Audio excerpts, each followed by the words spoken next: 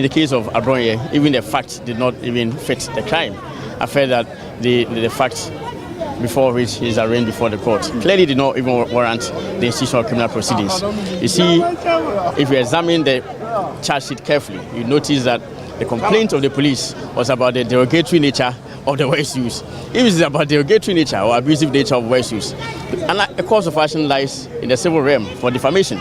It ought not to be a basis for the institution of criminal proceedings. I think there's been a gross abuse of Section 207 and 208 by this government, and it's all because they just want to muzzle people and prevent a free expression of views and all. And that, for me, is very, very reprehensible, and all right-thinking members of society ought to really speak against it, and the government ought to put a stop to it. It militates against our democracy.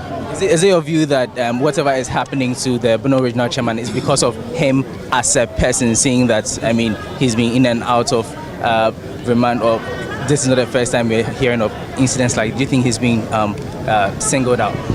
Oh, clearly it's an attempt to shut him up, to ensure that his right to free expression is curtailed, is unnecessarily curtailed. And I think that is unhealthy for our democracy. As I said, yes, no matter the expression of views, no matter how reprehensible those views are to you or offensive that they seem to you, it is only when they occasion a breach of the peace or they disturb the public peace that a person may be arraigned under Section 207 and 208. So you ought to examine the facts of the case adduced before the court clearly, and you see that there was absolutely no breach of the peace whatsoever alleged by the police. And that's very, very material. What we are saying to the authorities who are doing the intimidation is that they should stop the intimidation. They should stop the abuse of 207 and 208. If they do that, there will be no trigger for the tensions that are rising. The counsels for Kwame Bafo Abronye moved the application, and the Attorney General did not oppose to the application, which for us, we felt that it could have been done yesterday. Because if they was going to go and come back and say that they have no objection to the application, why didn't they do it yesterday? But be as it may, the court has granted the bail application, subject to some condition that the court has set, which should not be a problem for the accused. So we are happy that this justice has been served, and we have been very consistent from day one that this is a case of misdemeanor, which a bail should not have been an issue at all at the circuit court. But as the trial judge at the circuit court did, which we had to come back to the high court. Indeed, we find the conduct of the trial judge as unacceptable, in some extent a misconduct. And it's not something that we are going to just let go. We are filing a petition to the Chief Justice for Justice Inum Kuson to be removed from the case of the Republic versus Abro, because we believe that he has taken stand in the case and he cannot be a judge in his own case, and therefore justice will be well served when the case is given to a different judge to look into the matter. They understand that in the case of misdemeanor, bail conditions or bail application is not a major issue. It's not even an issue. But even upon conviction. Even conviction, in the case of misdemeanor, there are cited authorities to the effect that the person need not to be in prison, but may be subjected to a fine. So, if even in conviction, the person will be subjected to a fine, why did you remand the person? Why did you remand the person? But at least we are happy that justice has been served, and that's what we expect. Tomorrow, the New Patriotic Party will file a petition against the Circuit Court 9 for misconduct, the judge for Circuit Court 9 for misconduct. We find the conduct of the trial judge as unacceptable, in some extent a misconduct. And it's not something that we are going to just let go. We are filing a petition to the Chief Justice for Justice Inum Kuson to be removed from the case of the Republic versus Abro, because we believe that he has taken stand in the case and he cannot be. Even the facts did not even fit the crime. I felt that the facts before which he is arraigned before the court clearly did not even warrant the institution of criminal proceedings. You see, if you examine the charge sheet carefully, you notice that the complaint of the police was about the derogatory nature of the words used. If it's about derogatory nature or abusive nature of words used, a cause of action lies in the civil realm for defamation. It ought not to be a basis for the institution of criminal proceedings. I think there's been a gross abuse of Section 207 and 208 by this government, and it's all because they just want to muzzle people and prevent a free expression of views and all. And that, for me, is very, very reprehensible, and all right-thinking members of society ought to really speak against it, and the government ought to put a stop to it. It militates against our democracy. Is it your view that whatever is happening to the Bono Regional Chairman is because of him as a person?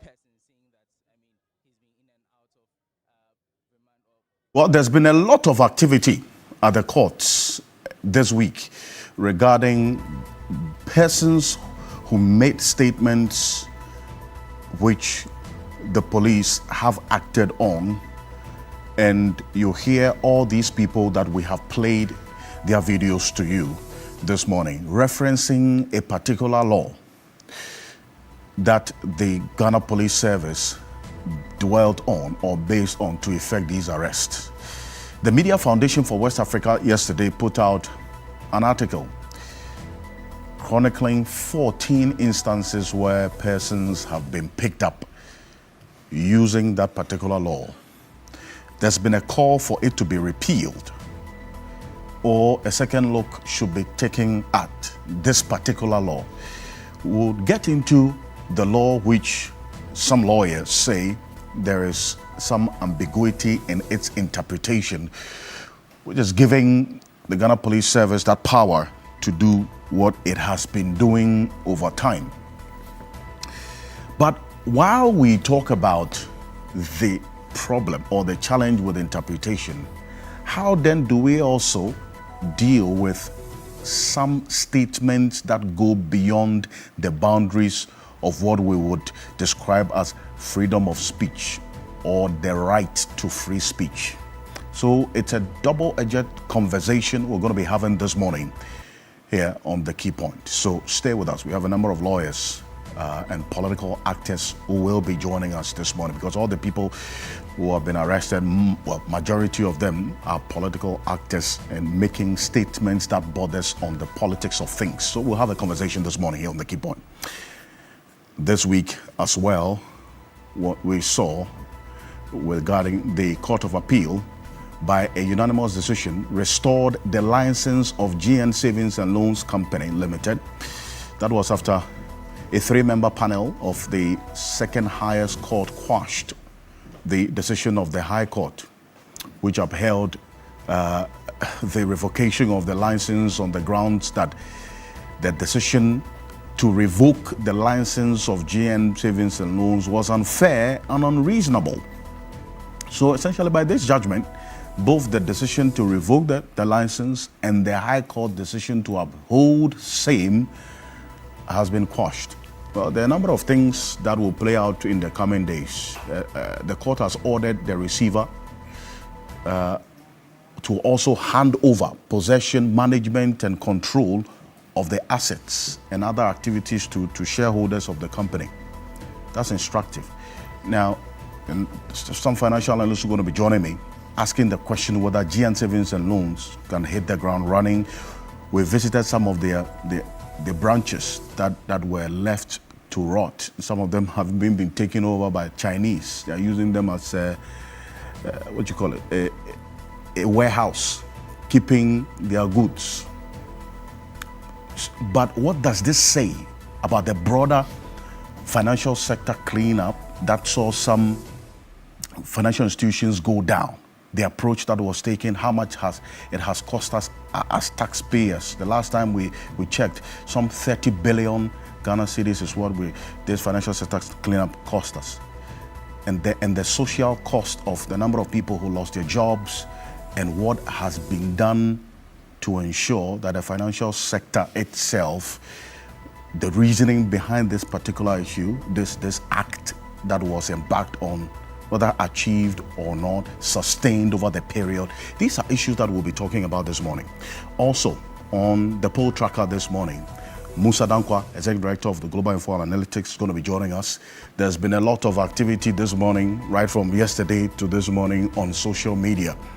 regarding certain comments that some persons who are suspected to be eyeing the NDC flag bearership have made, and that has got a number of you talking. He's been doing some work.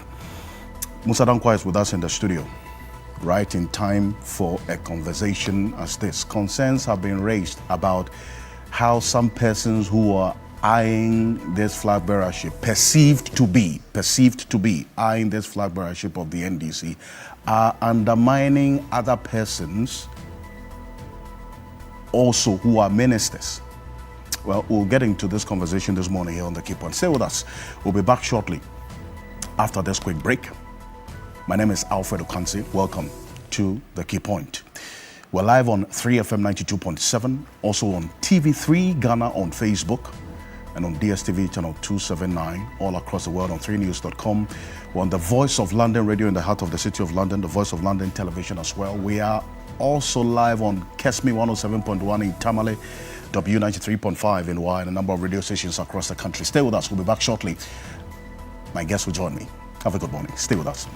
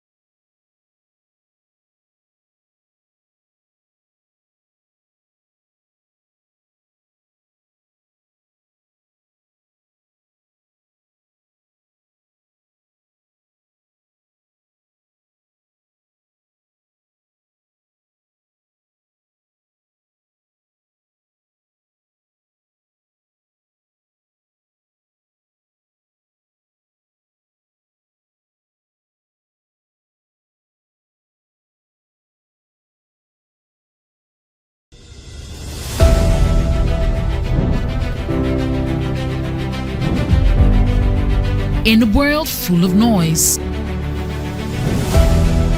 clarity matters. Stories shape us, ideas challenge us. An honest dialogue moves us forward. This is a space for depth, where voices are heard and perspectives matter. Conversations with Dr. Abnanya Kwasmini, coming soon on TV3. TV3.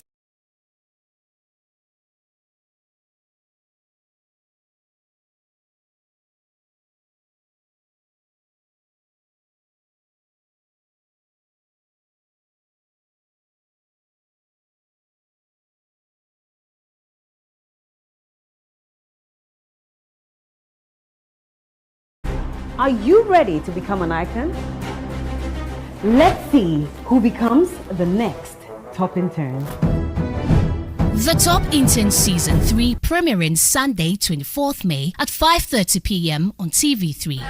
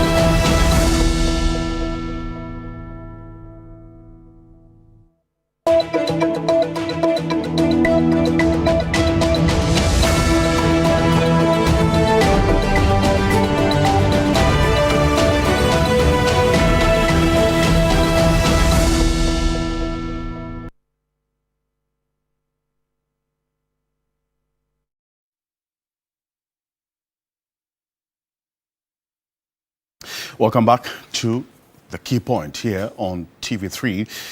We're live on 3FM 92.7, also on TV3 Ghana on Facebook and on DSTV channel 279. We're all across the world on 3news.com.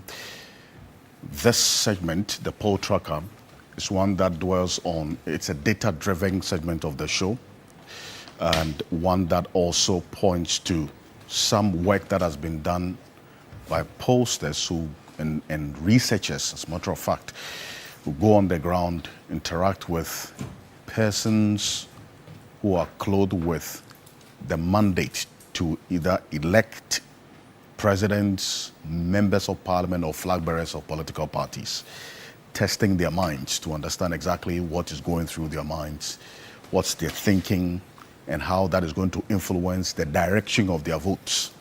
Well, this morning, Musa Dankwa is the director of Global Info Analytics. Has been testing the pulse of some persons within the NDC regarding who leads the party next. Well, the party itself, and let's put it on record, there has been no opening of nominations. Nobody has officially come out to indicate that they want to contest for the flag bearership of the NDC, even though we can also say that there's been some actions and pockets of reports of certain persons who are nursing that ambition, and the actions and also the mannerisms of these persons and the activities of these persons over the period points to a particular direction. And in fact, from yesterday till the most part of this morning, a comment made by one of the persons being or suspected to be eyeing the flag bearership of the NDC has got a lot of people talking. Okay? We're not going to be dwelling so much on that. But it gives you a pointer of how the coming days will look like.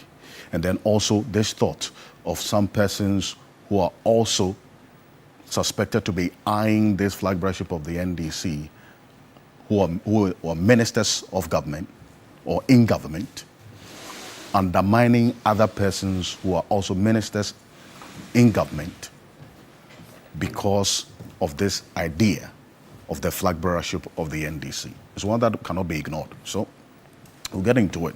Musa Danko has already been doing some work. He's joining me in the studio. And as we do it, Musa Danko, it's good to have you. Good to be here again. Thank you so much for joining us. It's been My a pleasure. while. Yes. It's been a while. I know you've been on the ground doing some stuff. But how's it been? Now it's been very great.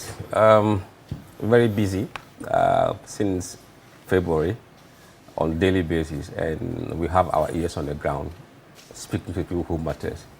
So you have your ears on the ground. Yes. And you are speaking to the people who matter. Yes. Interesting. Who are the people who matter? Oh, you just mentioned them. Those close to the power to elect the leader. The leader of who? The NDC people. But they haven't. It's too early for them. They haven't opened their nomination. Nobody has come out to. That is fine. It doesn't mean that we shouldn't do our work. They can continue their governance, and we can be testing the pulse of the nation and of the delegate as well. It shouldn't distract them. It just be a guide, a barometer to see what they should be doing. And look, as we will show down the line, you have to be seen to be supporting the government to be elected. What do you mean by you have to be seen to be supporting the government to be elected? Well, that's what the people have said to us, the delegates. They've just broad idea of what they'll be looking at for someone who may replace John Mahama and what they want to see in that person. And that is very, very clear. And if you look at that data, then you must know how to run your activities from now, either underground operations, data initially before the party opens nomination. So that work cannot be ignored. Let me welcome also Emmanuel Bombande. He is a former Deputy Foreign Affairs Minister of the Republic of Ghana under the NDC, the first John Mahama administration, and also a former senior United Nations mediator. He's joining us in the studio. Dr. Emmanuel Bombande, good morning. Thank you for joining us. Good morning. Good morning to my good brother Musa Dankwa. And to all your viewers, good morning. Thank you so much for making the time to join us. Yes. Also, be joining us this morning, Kofi Bento is joining us shortly. He's a private legal practitioner and the Vice President of Imani Africa. Also joining us shortly, Martin Bebu. He's making his way right now to join us in the studio. He is also a private legal practitioner and a member of the Operation Recover or Loot Oral Preparatory Team. He's also going to be joining us shortly. And Godwin Eduji Tamaklo is Chief Executive Officer of the National Petroleum Authority, NPA, also the Director of Legal for the NDC, private legal practitioner as well. He will be joining us. Dennis Miracles Abuaji is Director of Communications of the Dr. Mahmoud Bawumia campaign team. He's a member of the Communications Committee of the NPP as well. So he'll be joining us in the studio. And we have also with us Dr. Kwame Asasante. He's a political science lecturer, a senior lecturer at the University of Ghana Political Science Department. He will be joining us as well in the studio for this conversation and the others that we have outlined. Later on, when we get into the matters of GN Bank and the bigger conversation of the financial sector cleanup in its entirety, Joe Jackson, financial analyst, is going to be joining us as well. So it's a big conversation we're having on the issues outlined for the show this morning. As always, the key point is probably brought to you by GASEM, the nation builder, and also Bank of Africa. As strong as a group, as close as a partner. Mr. Dankwa, having laid the foundation, let's get into what you have in here.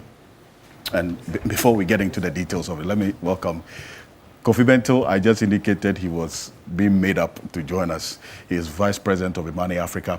He is private legal practitioner as well. He is a governance analyst. Mr. Bento, good morning. Thank you for joining us. Good morning. Thank you for having me. Wonderful. Your good friend is here. Yes, yes. Crunching a few numbers.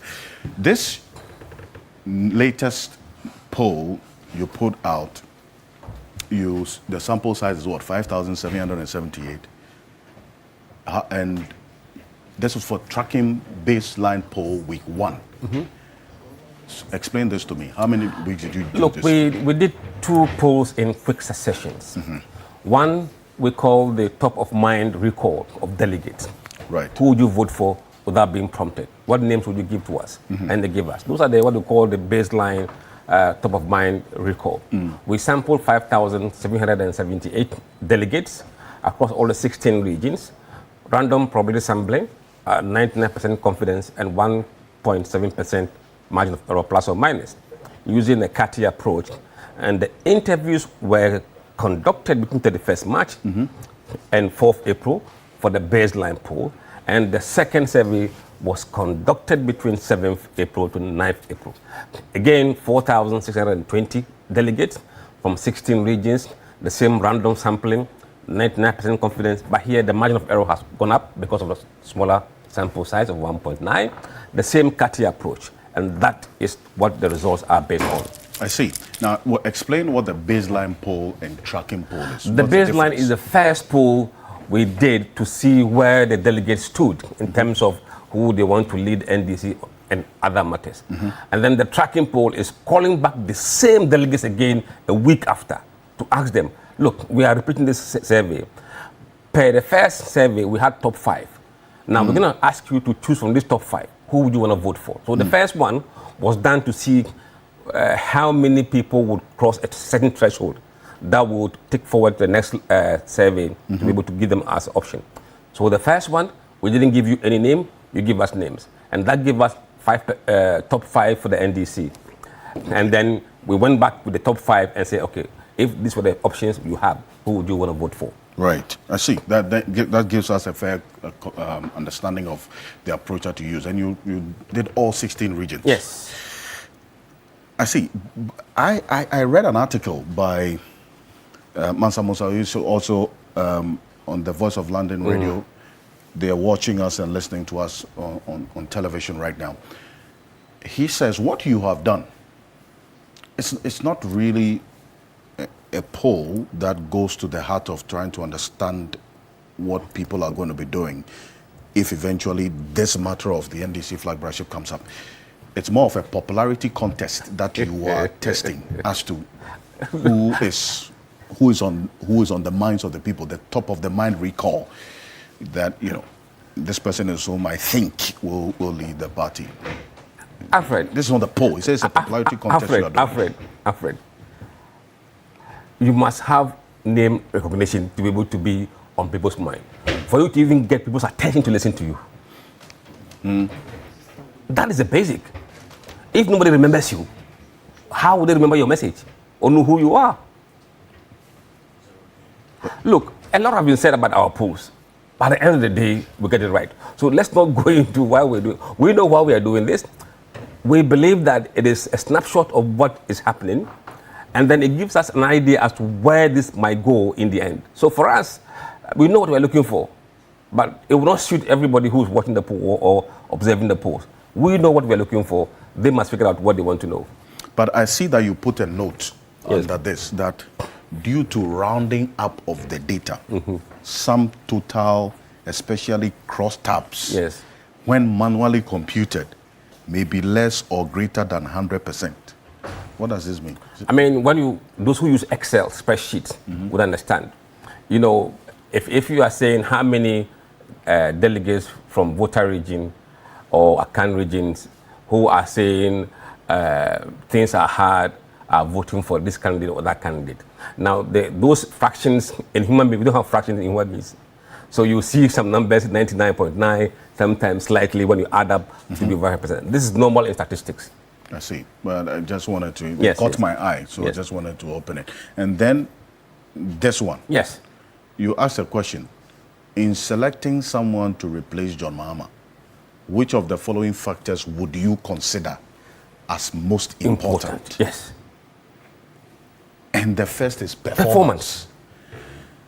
I want to run through them and then we'll take them one after the other. Performance, visionary, good servant of the government, other factors, personality, person who has served the party, youth, gender, ethnicity, religion. That's like insignificant. Yep. Gender, ethnicity, religion are insignificant factors in their decision. So I'm going to focus on the first 6 as you. Performance. When you're talking about performance, look, for John Mahama and his party, they have to perform per the mandate given to them. Nothing short of that performance will give any chance to the party of retaining power. So if you are a servant of the government and you are deemed to have performed your work diligently and excellently, they will prioritize that over other things. That is what they're telling us. I see. But how about if the person is not a minister? Or it's not because, I mean, for you to show performance, or actually they'll say show working. Show working. You should have been in a position. Right? How about those who are not in positions? What performance would they do? They will be disadvantaged. That's the reality of today. That is the reality of today. So people are looking at what they are seeing. If you can't be part of the government, or you aren't part of the government, it will be difficult to fulfill this criteria performance. Unless you can go back to history and say that when I was this was my performance. And it's for delegates to buy into that history, or they say, look, that history may be too old, we want a new history. And that is more important to them than anything, as you can see. That's interesting. But then again, how are the delegates going to judge performance? Because if you, let's say you're taking Minister A, B, C, and D, there are certain sectors that, in terms of performance, is going to be visible in terms of tangibles than other sectors. So how does that then make this a very fair? It's not about fairness here. It's about what the delegate thinks is performance. It's not about what we, the expert, think. These are people who are individuals making individual decisions. It is not for me to tell him this has performed or that has failed. It is for him to look at what he is seeing and say who he thinks is performing among those potentials. But then, what do they mean by performance? Did you ask them? Is it performance as in performance for them, the delegates, as in their own aspirations and expectations being met? No, their contribution, the performance generally to the government's absolutely. That's what they're looking at. Yes, that's what they're looking at. Because all politics is local, you know that. I mean, so if you are doing internal party politics, these are delegates. Yes. You see, Alfred, let me make something clear to you. There are differences in philosophy of these political parties. Right. The way the NDC people think is not the same way the MPP people think, delegates, if you understand what they're talking about. So they are motivated by different reasons. So we don't expect them to behave the same way. These guys are saying performance. We didn't get them any example of what is performance. They tell us what is important to them. If you think you have performed, they will see that and they will reward you by that perception. The reason why I still go back to the dynamics of internal party politics is that what happens outside of the remits of the party in terms of the generality of the performance of the person may influence their decisions. But then again, the other factors, which you talk about saying that the delegates are different, but when it comes to the influence of money, you don't discount that. Obviously not. You don't discount all the other elements that goes into influencing delegates. Okay, you see, so that's why I just want to, I'm questioning this performance bit. other factors are here. 23% of the delegates say other factors would play a role. And those could be all the other factors we couldn't mention, including money inducement and everything. But clearly you can see that they are differentiating between some factors.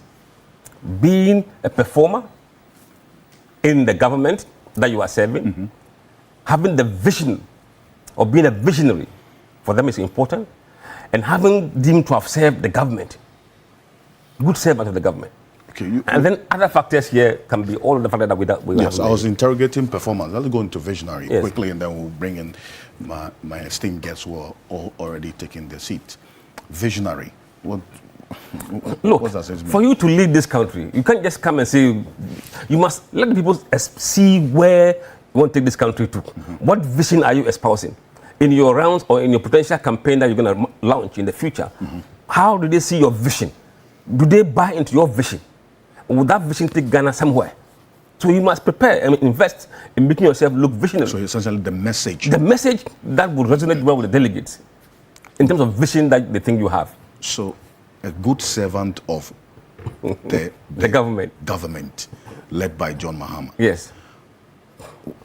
How does someone being a good servant of the government play a role in whether the person can lead the party or not? Alfred, it's a team. We are working together. There are some that won't be team players. If you're a team player, they will take you out.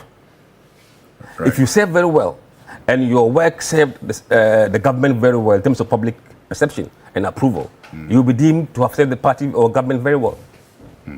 But you see, I don't understand what you mean by good servant. No, there are people who are in government who are fighting against their own government. There are people in government fighting their own government. Of course. How are they doing that? No, I mean, historically, I know you are playing devil's advocate. No, I'm just trying to understand what you. But look, not everybody in the government is seen as a team player, or as having served the government that they're working for very well. So they will look at people generality and rank them based on what they think they have done in terms of contribution to the overall government performance. So that means you've served the government very well. If you have delivered in your sector very well, you have served the government very well. If you have performed poorly, you're not a good servant of the government. I see. Because there's already talk about some persons who are eyeing this flag bearership working against each other or undermining persons. This is something that no, we've heard that. I've heard that.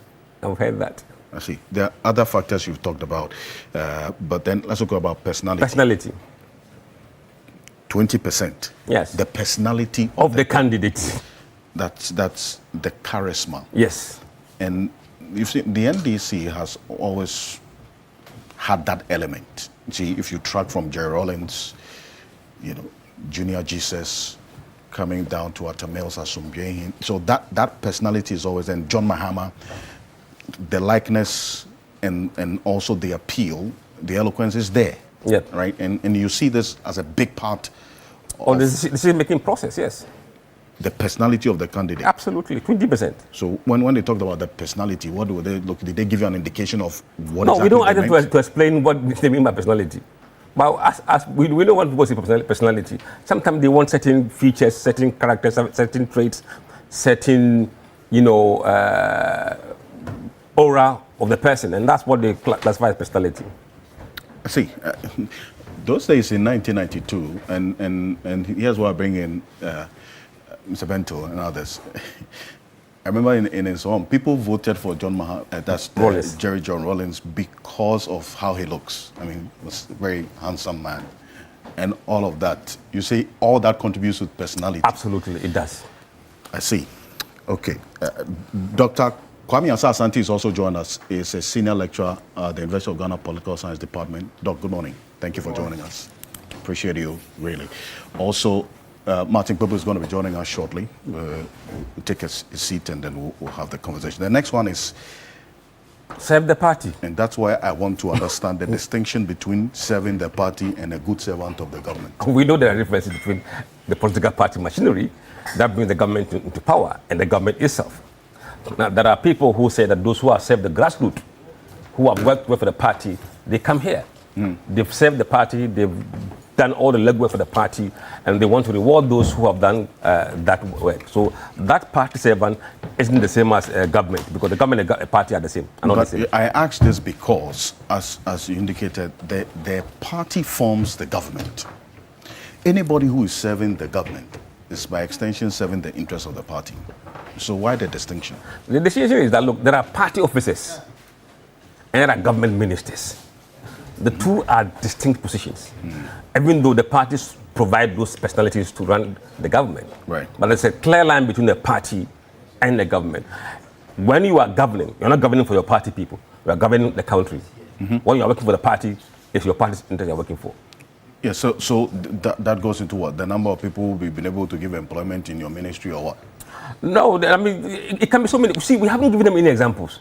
They are telling us what they will use. So I don't know, go into their heads, because I haven't done any. But then again, we still have to understand all of these, the graphs, the bars in the graph, and exactly what goes in there. That's why I'm interrogating some of the... You see, this is a poll. A poll. Right. This is an in-depth interview we did with them to understand what they mean by party servant and so. But we know broadly. And when they say serve the party, we know what they generally mean. What? No, if you say you know what they generally mean, then what do they mean? Those who serve party are those who go to the grassroots, work for the party at the grassroots, not working for the country. For their party members and the party interests alone. And those who work for the government are serving the people of Ghana, MPP, NDC, and everybody. So let me give you a typical example. Yes. Say a minister. Yes. Who is eyeing the flag bearership. Yes. He's essentially working for the government. Yes. And the government is formed by the party. Yes.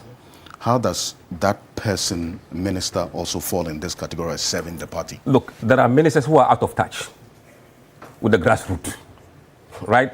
They focus on their ministerial position, and that is what they do.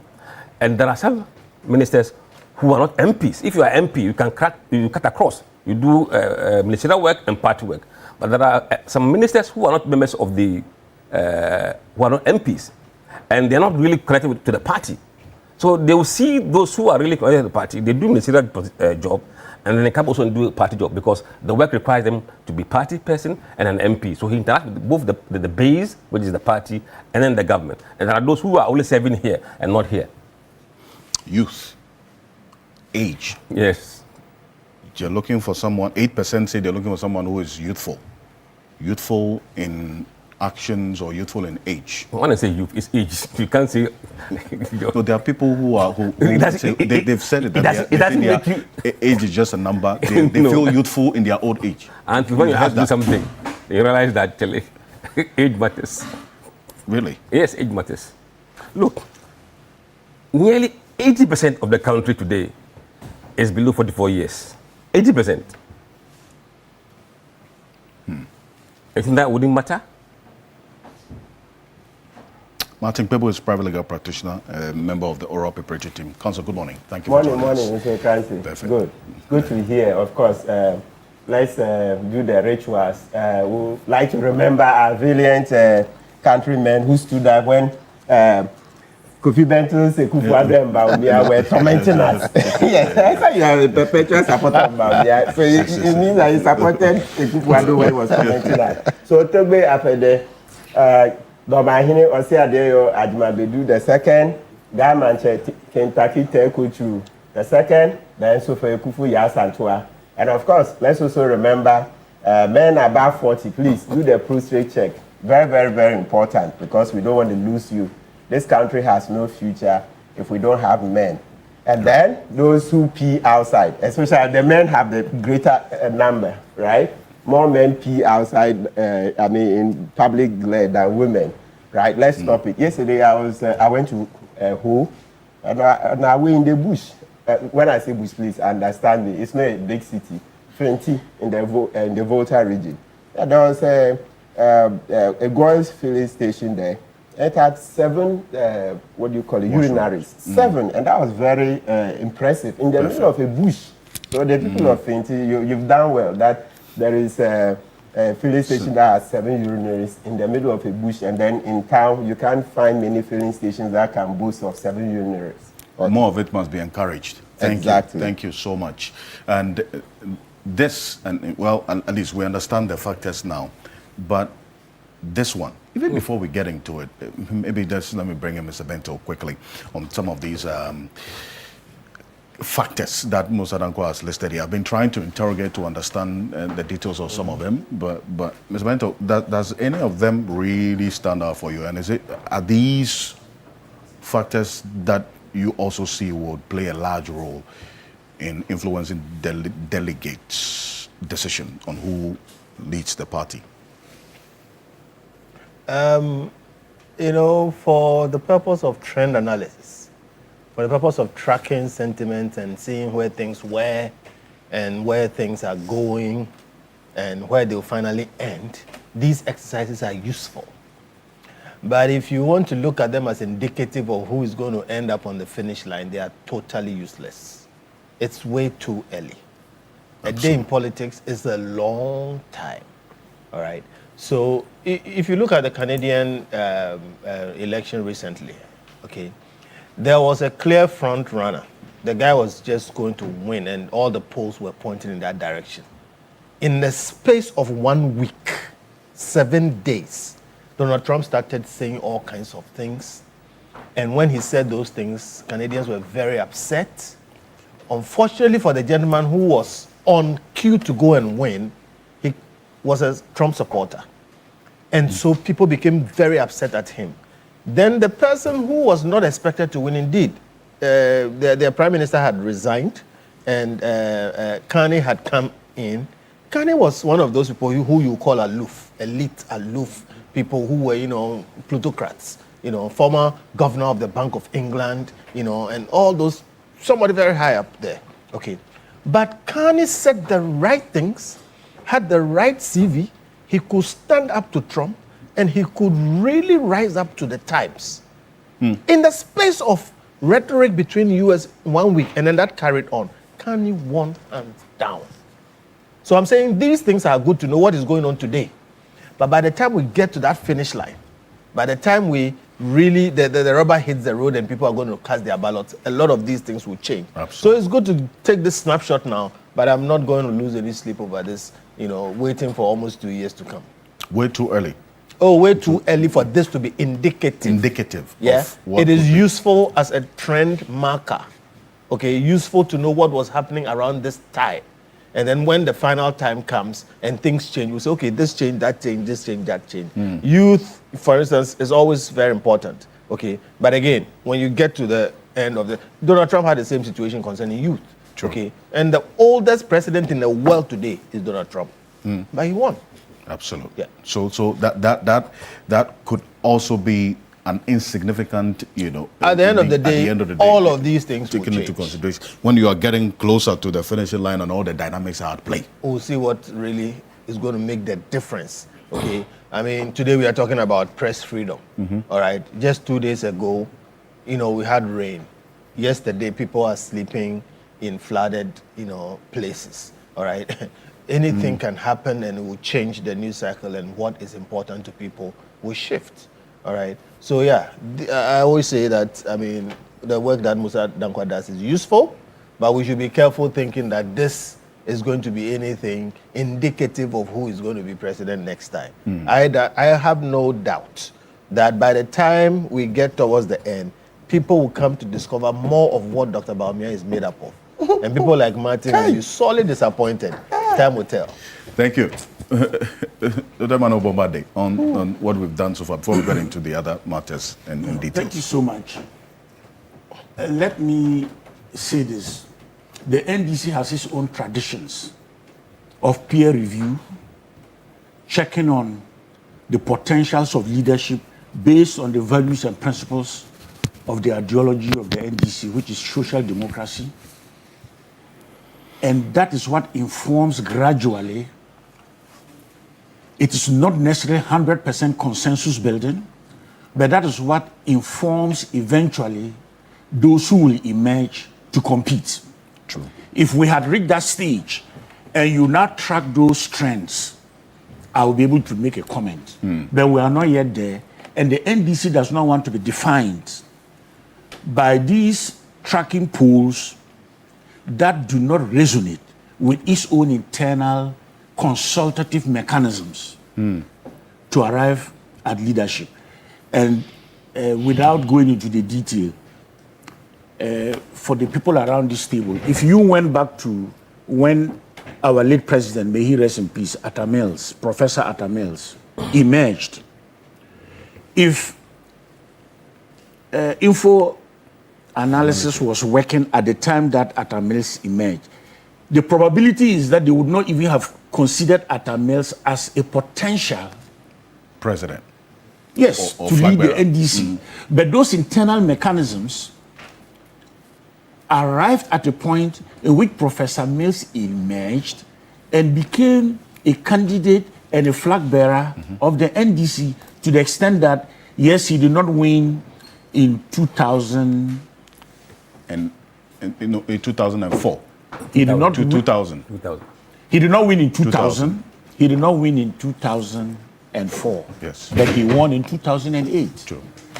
Important point. So, Atta Mills' one statement at one rally changed everything. That's the point I'm making. Are you sure? Yeah. We're just tired of NDC. It was the time. Suede Road Declaration, No, please. we're just Who doesn't know? tired. We're tired. Please. Otherwise, when Kufuor came, Martin, in 8 years, history we is a went fact. back to NDC. Atta 8 Mills years old. became president because of Suede Road Declaration. One No, statement. that's not it. Check with everybody. That's not- we're just Who doesn't tired know of this? But the point I want to make, Yes. the point I want to make is that the NDC will not be defined by. Of course, we're going to talk about free speech and the rest of it later on. And this, for me, is the democratic space we want in Ghana, that people can engage in these exercises. But let us not make the assumption that the personalities who have been identified and are being tracked are necessarily the ones who will become the obvious choice of the NDC. It is possible that there is somebody who has never been included in this tracking, and that person would emerge. It's possible there are people here who have been tracked for some time, and when it comes for the party to be able to make discernment and arrive at its candidates, they will not be included. So it's important that we look at all this. And the good thing is each of our political parties have their own traditions and their own internal dynamics. Sure. And my emphasis is that NDC has its internal consultative processes that are peer-reviewed, that are often the basis for which candidates emerge. If you look at President John Mahama, it was very clear at a point he never knew that people in the party were looking at him to play the role that he would play, that brought him to become a running mate, a vice president, and later on, the flag bearer of the party. And that is why the humility that undergirds the values of the party, the social democratic credentials of the party, weigh heavily in how the consultative internal processes happen. To the extent that when people project themselves, and when people project themselves, what we must understand is those who are at the base look for the signals from the leadership. And once the signals begin to go down, that sometimes even if you consider yourself competent and you project yourself too much, the reading in the party would be that you are trying to carry yourself along with a certain sense of entitlement. And that often does not go well in NDC. NDC prefers candidates who, in their authenticity, carry with them the type of values that resonate with the party traditions and with where the party came from in terms of its tradition. And that, for me, is important. And we cannot, at this stage, have this conversation when the party, in its internal mechanisms and structures, has not existed these processes. So the consultative process you talk about is one of it, and then also the party's base itself being a major decider of what happens eventually going forward. And that leads me to the next question about these early antics we're seeing from certain persons who are being perceived, and none of them have come out to, but being perceived to want to lead the party, and how that, to some watchers, is even undermining government's own objectives, as in some persons working against others who they also perceive would want to contest for the flag bearership. Ministers working against other ministers who also are perceived to have the thought of wanting to be the flag bearer of the party. All of this doesn't play any roles, is insignificant right now? Out there in the public, we cannot run away from the fact that the antiques, as you describe them, at the level of perception are happening. But what you must keep in mind is this. When we see what is happening, I refer to my comments that I just ended. It goes against the currency of the values and principles of the NDC. So there are two things.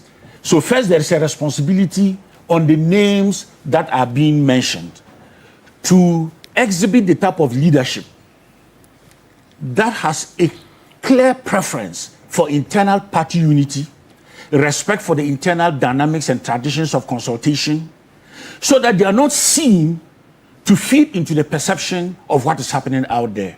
And I will, without any hesitation, appeal to those candidates to take responsibility in how their behavior in the public does not feed into those perceptions. And second, to realize that in the NDC, tied to the traditions of the past, it is not the individual who emerges in a victory lap about how you campaigned and you beat everybody and you became a flag bearer. No. The NDC believes in the collegiality that emphasizes that the party is only a vehicle to produce the type of leadership that serves the collective interest of the Republic of Ghana. And it doesn't matter how popular you might be or how you perceive yourself to be in line to be a leader of the party, when the signals go down to the base that your political efforts are self-centered, your popularity would immediately disappear and diminish, because the party wants people to be carried along. And once we're having this conversation, let me add, the NDC is going to win the elections in 2028, not just only on the premise of who is elected as a flag bearer, but the process that will lead to that election. So that when we have the process in itself not well thought through, then you could be elected as a flag bearer and you are going to have challenges. And that's why process here is important to arrive at a candidate that is rallying the unity and bringing everybody as a party to be able to contest. That's point number one. And point number two, I'm sure everybody here would agree that anybody who is eventually elected as a flag bearer of the NDC would only win the election when you ensure the legacy of President John Dramani Mahama is carried forward. How do we ensure that legacy of President John Dramani Mahama? He has not done, he has not even reached midterm of his mandate. Mm-hmm. So the delivery of the reset agenda and the legacy that he will leave is what you have to ride on to win. Now, if you are not supporting that process for that legacy, for that reset agenda to be successful, how then do you win the election? And that is why we must take into account these types of dynamics. My good friend, Kofi Benton. Yes. You see, their party is just struggling to recover from a perception that the process was deliberately skewed and weighted to favor one candidate. And there are others in the party who feel that if the playing field was genuine and fair, they too would have won. And because of that, they are struggling with what you see in terms of the proliferation of groups that do not believe that the process was fair, and for that matter, they have a lot to do to recover from that. The NDC is not going to do that. I believe that at the end of the day, that internal conversation would emerge for the unity of the party to be strong, for people to be aware of the legacy of President John Mahama that they will have to carry into the elections, and for the process in itself to be so fair that when we arrive at a flag bearer, nobody will complain that the process was skewed against them. And this, in my view, is very important. Process mechanism. Yes. And then also the base. And Godwin Tamaklo, CEO of National Petroleum Authority, the Director of Legal Affairs of the NDC, is joining us. Good morning to you, Mr. Tamaklo. Good morning, and good morning to our cherished viewers. They are most religious to this program. I'm sure Saturdays when I'm not in town, I feel unease because I really want to listen to seniors who are always on this platform. Martin Kwebu, my senior Kofi Bento, and all the great men. Today, I consider it a great privilege to share the same platform with a man I have great admiration and respect for, the respected Emmanuel Bombardier. I remember many years ago when you wake up on the city or whatever, West African Network for Peace Building, WANEP. And then you always hear Emmanuel Bombardier. Today, I consider a great privilege to share the same platform. I've noticed that my brother Miracle is also here. And Prof, thank you so much. So that will be my preliminary comment. Thank you very much. As for my neighbor Musa Dankwa, I don't know why he wants to make NDC the topic now. And I've always, anytime I meet him by the junction, I ask him that he should focus on MPP internal issues and leave us to govern, you know. And today, I've seen that he has an interesting topic related to who leads the NDC. I think from 1992, one minute. Let me acknowledge the presence of Dennis Miracles Abuaje. He's Director of Communications for the Dr. Lumumba Omia campaign team. He's a member of the Communications Committee of the MPP. Marcos, good morning. Welcome. Good morning, Alfred. Thank you for having me. Perfect. Yes, so like I've said, from 1992, the NDC has always had a unique way of electing whoever leads the party. Very unique. And so a lot of people have said that the NDC had not gone through the rigor of electing a candidate to lead the party. Well, whereas those people may have a justifiable basis to make those claims, I can always say that a leader, one way or the other, emerges in the NDC. And when the person emerges, there's an overwhelming acceptance of that person. And so I remember, and obviously our charismatic founder, Jerry Rawlings, the manner in which he came onto the scene. I've been talking to some senior party people, the circumstances, how he became the leader, transition from the military into democratic space, and even how Bilson went to the High Court to say that because he had a Scottish parent, he owed allegiance to a country other than Ghana, and for that matter, he should not be permitted to be the flag bearer of the NDC, and how the courts, you know. So eventually, J. Rawlings emerged, and everybody rallied around him. And that became it. No question, nothing. I think we had a litmus test in the year 2000, the famous radio declaration, culminating in Professor Mills emerging as the leader. There was an initial resistance, but eventually, Professor Mills became the darling of the NDC, and subsequently, every other person that tried contesting him became, what shall I say, an exercise in futility. Then, President Mahama. It is not the case that there had not been contests. As late as 2019, President Mahama was, you know, seriously contested. There was a serious contest against him. And not less respected people in our party, even as a former president, they went after him. His leadership of the NDC was challenged. But eventually, our people gave him an overwhelming endorsement. I still think that He has the highest endorsement by any political grouping so far. I think the last time was Nanado, 85% in the 2014 MPP primary. President Mahama went beyond 90, even though he was really contested. So I have always maintained that when the time is due, we will have a president. Right. We will have a presidential candidate. And the NDC has a way of doing it.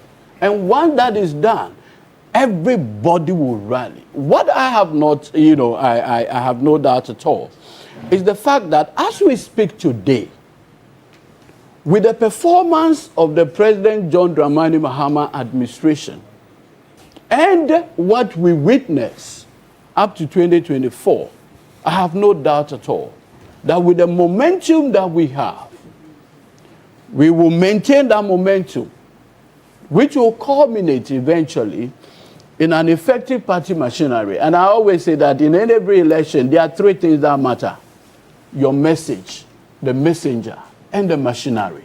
These three M's. Right. And so every election that we have run, our focus has always been on these three M's. What machinery are you taking into the election? How effective is that machinery? And yet that is the party.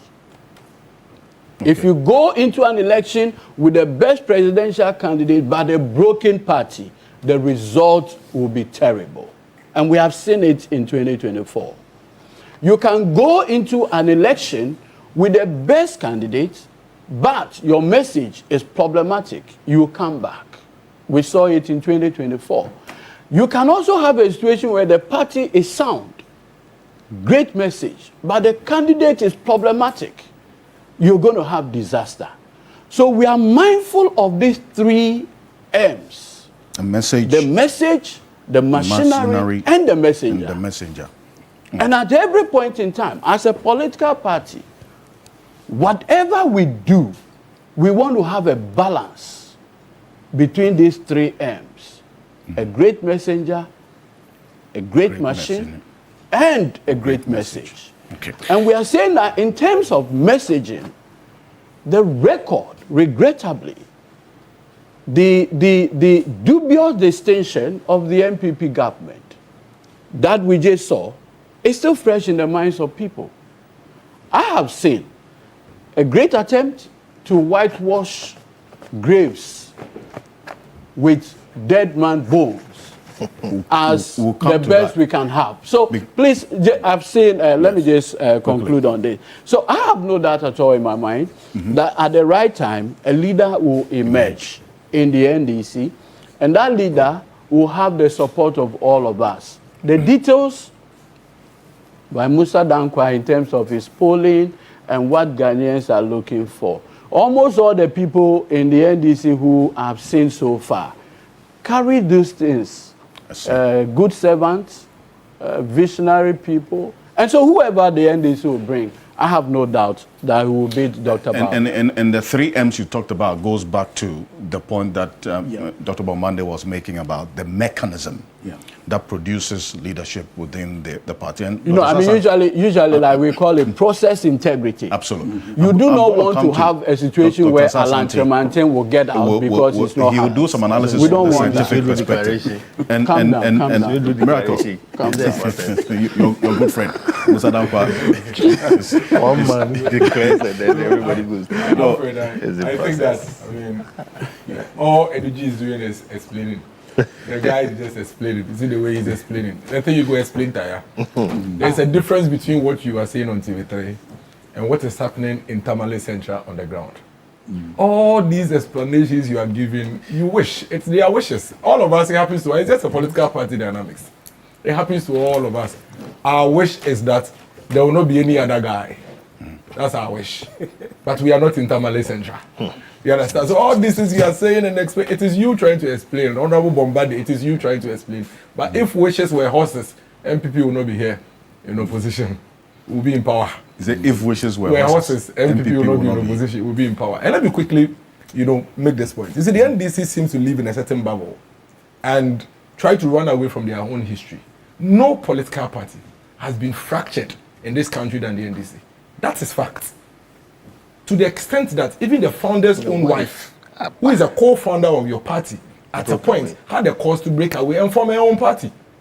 So when you are discussing this political party dynamics and you try to run away from your history and focus on MPP, you are deceiving yourself. MPP and NDC, if we have to take from 1992 till date, MPP has been more formidable, solidly together than the NDC. Which party did Gusitano's party come from? Do you remember what happened in Koforidua in 2005? When Francis Esiam and Co were whisked away from a party national delegates conference, when they came out to form DFP. So whenever the issue comes, I say Alan Chamantin, let's use the Alan Chamantin measure. You have suffered more of that than us. You didn't die.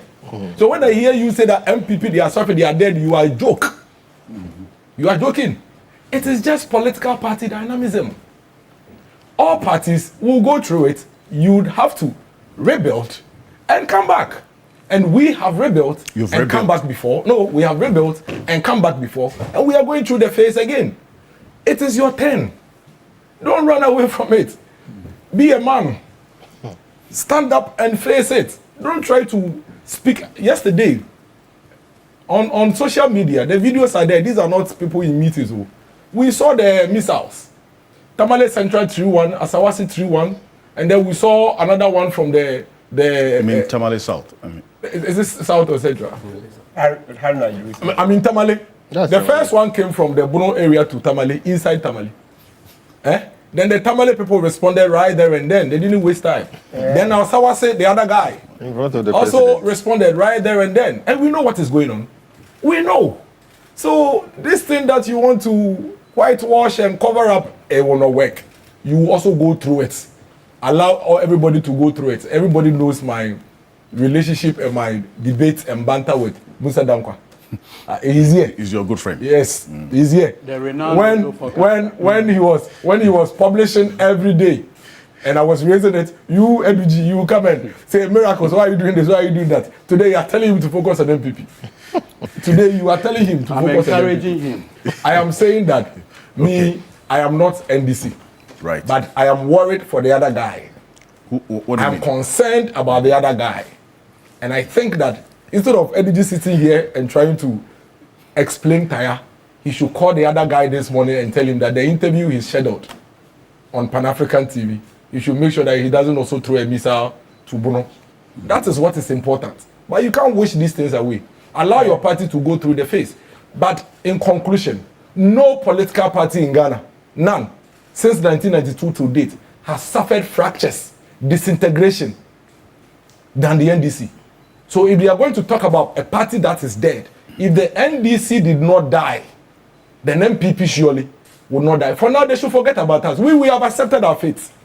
And we are going through our healing process. We have been working on it quietly. Amidst all of these issues. You have been denying yourself, you have been running away from your reality, and it is now coming to bite you. You are hoping that you will go through what happened in the Fonka Games.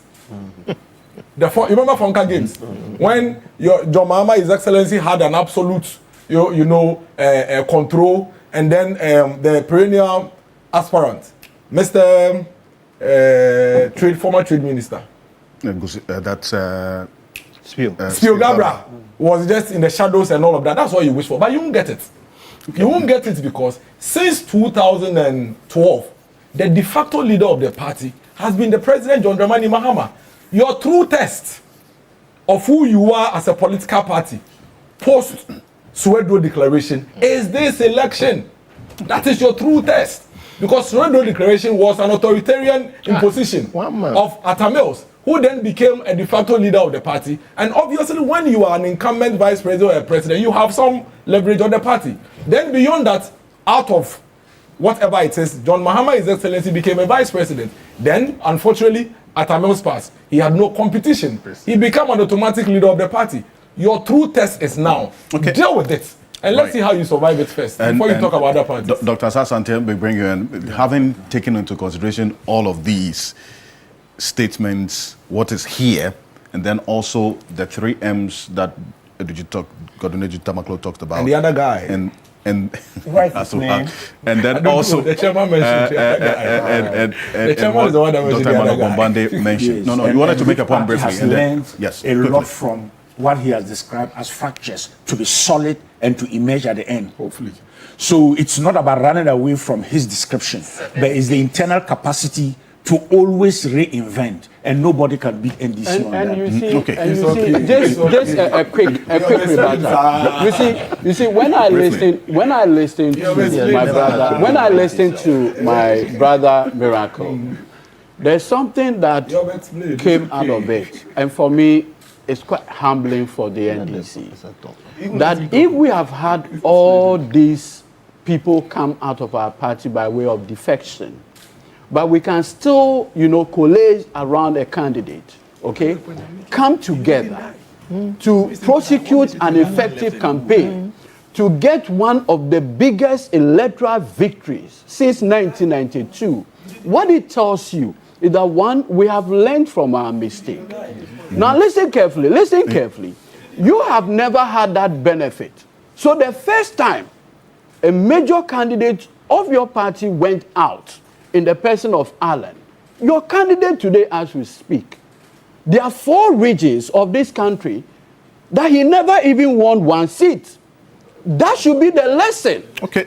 And so please, I don't have a problem if you want to reference her. In fact, we can go to the time Don Diego de Azambuja came here. The dynamics play out differently in both parties, you say. It's different. Yes. Run away from what? Hold on. Run away from. Hold on, gentlemen. You haven't called Hold on, gentlemen. Dr. Assassin. Taking the position. Yes, it is interesting to listen to colleagues here talking the way they are talking. And these are the things that enrich political science. So I'm in love with that, hearing. But I want to, taking all on board, I want to come out. This exercise that Musa Dankwa is doing is very good. Absolutely. You don't need it just a day to the election. You need it all the time to gauge the conduct, the behavior, the attitude, the mood of those who are going to elect voters. It is a fact, and I want to put on record. If you read Dan and his studies, he did a lot of studies on voter choices, all right?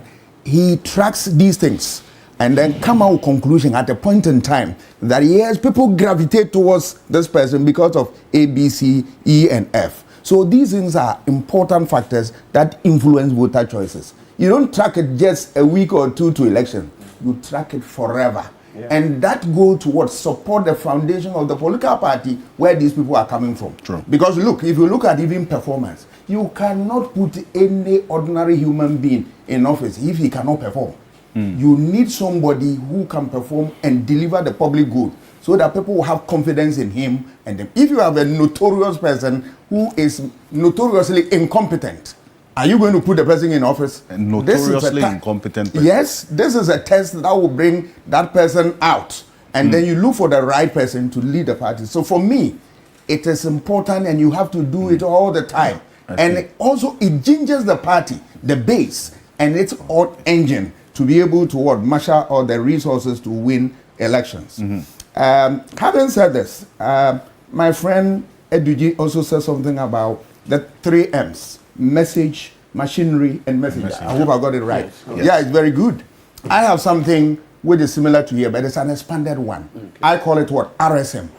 Your resources, both human and material, will help you to galvanize the support and then prepare for election. Then strategy. You can have everything. If you don't have strategy, I tell you, it's an exercise in futility. You need a strategy to win power. All right? Then 1M is what?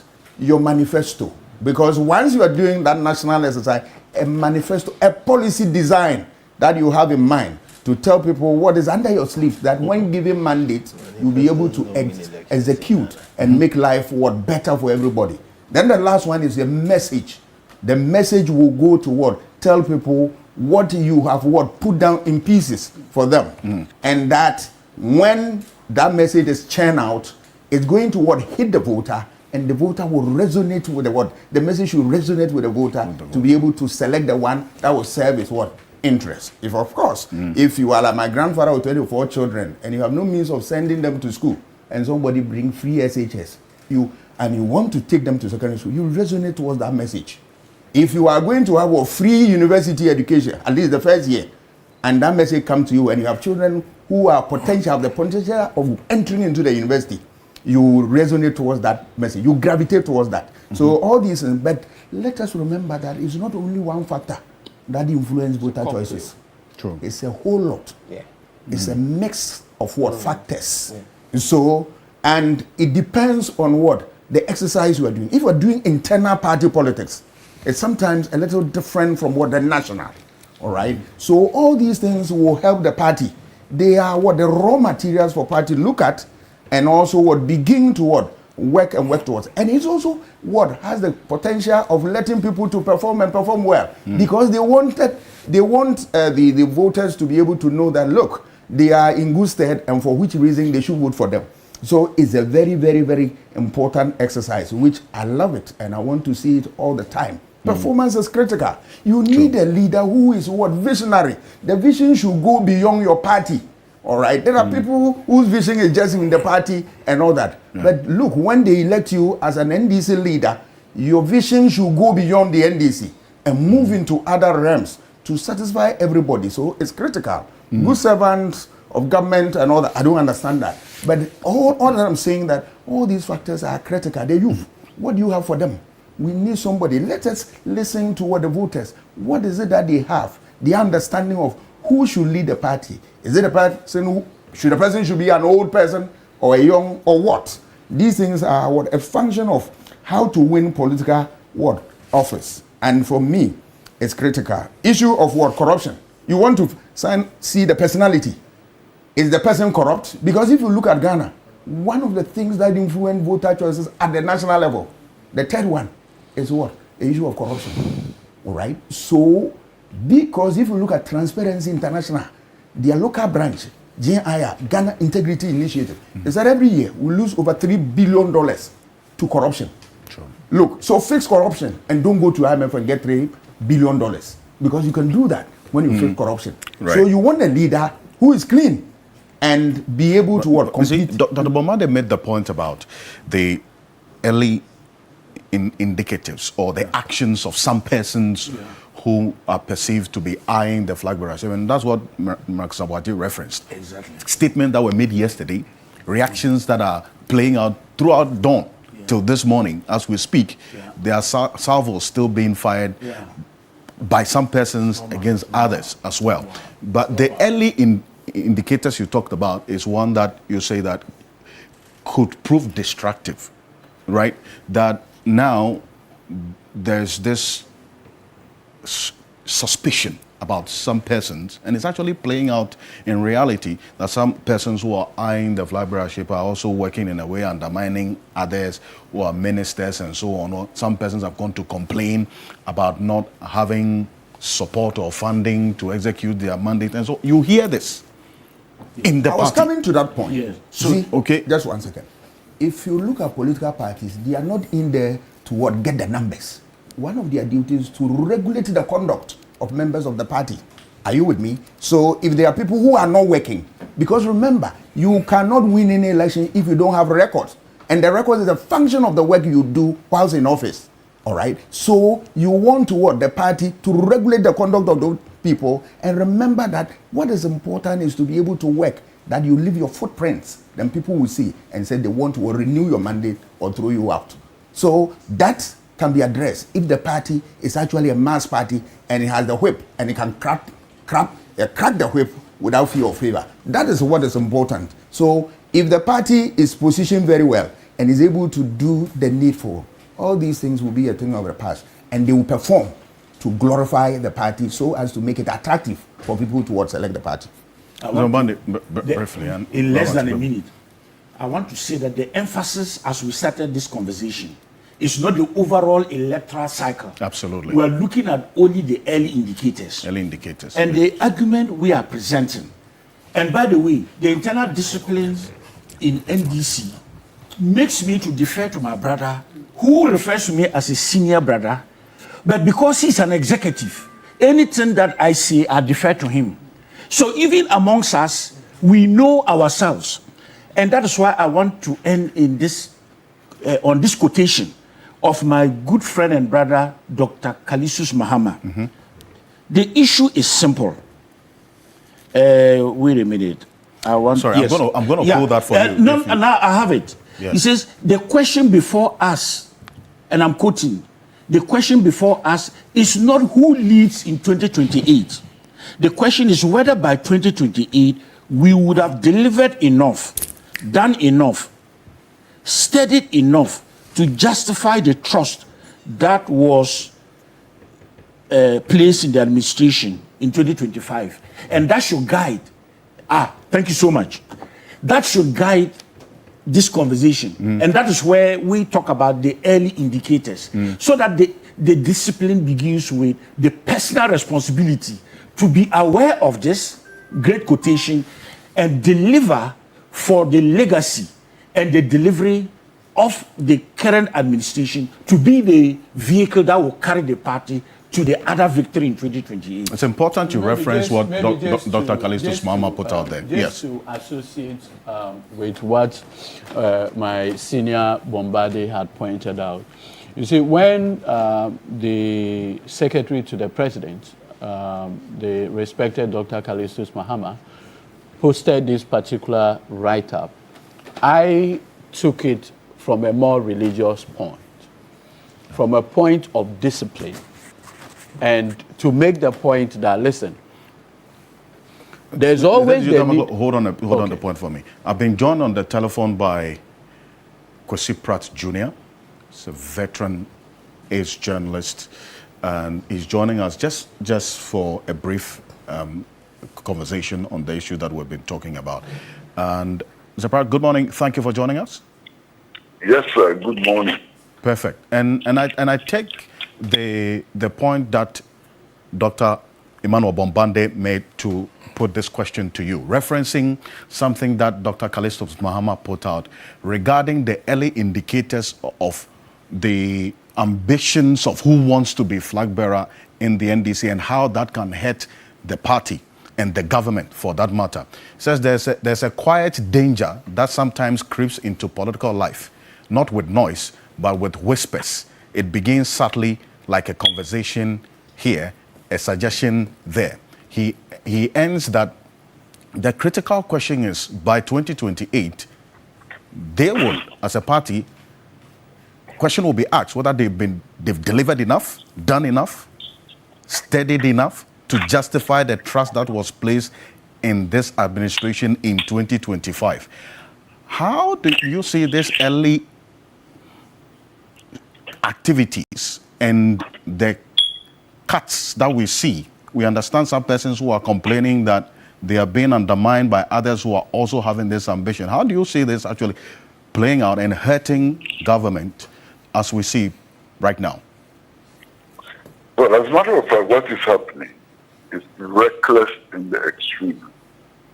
And indeed, it's a pointer to the fact that there isn't sufficient focus on the reset agenda. Only about 17 months ago, the people of Ghana voted for the National Democratic Congress under the leadership of President John Dramani Mahama, based on a manifesto, based on promises. One would have thought that all those who have been appointed into government would focus attention on achieving the objectives that they set, on realizing the promises which were made to us.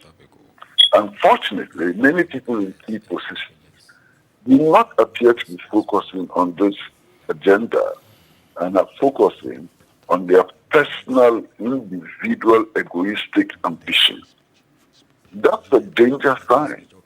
It's a danger signal. Because ultimately, the performance of the National Democratic Congress in future elections would depend on how the government is able to achieve the objectives that is set for itself, how the government is able to keep the promises that it made to the people of Ghana. That should be the focus. And indeed, those who have been appointed by President John Dramani Mahama to be in his government have been appointed precisely to do that. And it seems to me that they have lost focus. I completely agree with Dr. Callistus Mahama. I think that what he wrote was a masterpiece, and what he wrote is an urgent appeal to focus attention on the ball, to focus attention on the objectives that the National Democratic Congress voluntarily set for itself. One of the difficulties emerging out of this uncontrolled rivalry and competition for leadership is that it is creating factions in the government and factions in the party. And it's having a ripple effect throughout, the governing machine. That is unnecessary and that is troublesome. The other thing which for me is absolutely troubling is the fact that those who are engaged in this reckless campaign are actually declaring that as far as they are concerned, in a couple of months, President Mahama, because he's going for only one term, will become a lame duck. What does that mean? That can only mean that in a couple of months, they are no longer going to work under the leadership of President Mahama. What that means is that in a couple of months, they are not going to respect President John Dramani Mahama because, in their view, he'll be exiting power. What a betrayal. I mean, that's clearly a betrayal of the leadership. And I get deeply worried. The other important factor is that, if you join a political party or any other organization, there is the inherent assumption that personal ambitions have been subordinated to collective ambition. That is not what is happening now. What is happening now is that personal ambitions have been elevated way above collective ambition. I mean, it's incredible. And I fully agree with Dr. Callistus Mahama. In any case, I have a firm belief that Dr. Callistus Mahama does not speak for himself. He couldn't have issued this statement or couldn't have issued this write-up without clearance from his boss. But I think that at this stage, declarations are not sufficient. Declarations and admonitions are not sufficient. I think what ought to happen at this stage is that those who have taken their eyes off the ball ought to be fired, ought to be removed from the government machinery, so that they can continue to pursue their individual ambitions and so on. And in this country, we have precedents. You remember that during President Kufuor's era, when what he described as peaking before time began to happen in his government, he threw out all those with ambitions and asked them to go and pursue his ambitions so that his government can continue to pursue its objectives. Even under Nana Addo Dankwa Akufo-Addo, those who peaked before time were encouraged to lead the government so that the government could focus attention on its agenda. And I think that is what has to happen.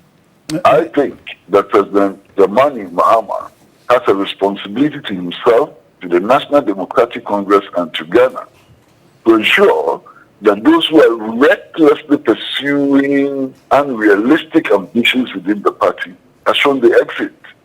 They are removed from the government so that he can concentrate his attention on achieving the objectives for which he came to power. So the corrective action goes beyond admonition. It must come with some punishment. Some action must be taken. Well, I wouldn't call it punishment. I would just call it clearing the stables. The stable needs to be cleared. Those who cannot focus on the research agenda, those who cannot focus on the realization of the promises which were made by the National Democratic Congress and the President, ought to give way to those who have full commitment to pushing that agenda. What will be the cost of doing nothing? Pardon? What would be the cost of doing nothing or not taking any action about what is happening? Well, if action is not taken, this rivalry will continue to fester. It will fester, and it will have a ripple effect throughout government and the party machinery. you know as well as I do that already the rivalry is having a very devastating impact on government business. I've heard sectors, departments, ministries, and so on, we claim, for example, that they are not getting the adequate financial support and so on to carry on their responsibilities. Because some persons who are in charge of the machinery to deliver resources and so on are discriminating against them on the assumption that they may not support their candidature. I mean, this is serious. Even that perception alone is sufficient to cripple the government machinery. And then also you need to look at the questions of hierarchy. You understand? Right? If you look at the government structure, the most senior functionary of government, beyond the president and the vice president, is the chief of staff. How does the chief of staff maintain a relationship in which he's supposed to manage ministers, to discipline ministers, to ensure the efficient running of government, if he's in competition with the very ministers who are working under him? A disaster, complete disaster. You understand? How does the Ministry of Finance perform its duties diligently when other ministers whose effective function is dependent on the release of funds of the ministry are in competition with the Minister of Finance? This is absurd. This is ridiculous. This is frightening. This is shocking. Mr. Pratt, appreciate you. Thank you so much for taking time to join us this morning with your thoughts. Thank you, sir. Thank you very much, sir. Thank you. Great. And I know that he also has a program to prepare for this morning, but he's actually quickly joined us to make this input to also contribute to the bigger conversation we're having this morning. Kwesi Pratt Jr. is a veteran journalist and editor-in-chief of the Inside newspaper. He's a host of a program on a Saturday morning as well, by the way. But you wanted to quickly, before we round this up, we're moving on to the next issue. I was on the issue of Dr. Callistus Mahama, and I think he summed everything that we need to do. It's a simple question of keep your house in order. Because, you see, you want to govern a country, and you do not want to govern from the point of disorder. And so you want to send a message also to the people of this country that your house is in order, is in shape, and that you have what it takes to, as it were, govern this country. Right. And so if you listen to his write-up, basically what Dr. Callistus is saying is that, listen, at the end of the day, 80% of why Ghanaians will renew the mandate of the NDC will be contingent on the performance of only one person. And that one person is John Dramani Mahama. And so at this critical moment, whatever it is, be it ambition or whatever, or even support to anybody, it should come back to that collective aim to deliver on the mandate. Because you see, we have a social contract with the people of this country. On top of that social contract, would there be a renewal? Because that's the foundation. Okay. So if the foundational document is defective, whatever you build on it will become a problem. And that is why you will see that even when, respectfully, Nana Addo Dankwa Akufo-Addo decided to install his protégé on a defective governance structure, the people of Ghana responded appropriately. So for me, that's where the focus should be. I see. Alfred, you see, we are going round. Everything that Duji is saying is the same as he said the first time. We have heard him. Now you are, right. You are all we are saying, all we are saying is on that this platform, these things are natural evolutions of political parties. Stop fighting it. The more you fight it, the more you lose energy, your BP rises. As you are speaking, there are people under the comment section telling you that instead of advising everybody, send advice to the other guy. Okay. And these are things that you don't control everybody in the party.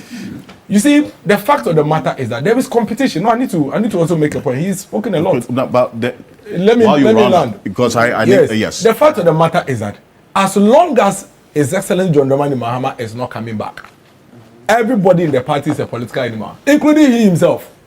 He himself, after this show, will be having meetings and engagement with people based on what the future looks like. Wow, look at that. He's not running. He's not running, but he's a formidable figure in the NDC. People are building their ambitions and their plans around him. They are lobbying him. They are looking for his support. Yes. I see. So all these pretense and attempts to make it look like, you know, it's like your mother is dead and you are telling the whole world that your mother is not dead. Eventually, when the thing starts smelling, we all smell it. And it has started. There's a reality check. It started check yesterday. There's a reality check that Kwesi Pratt Jr.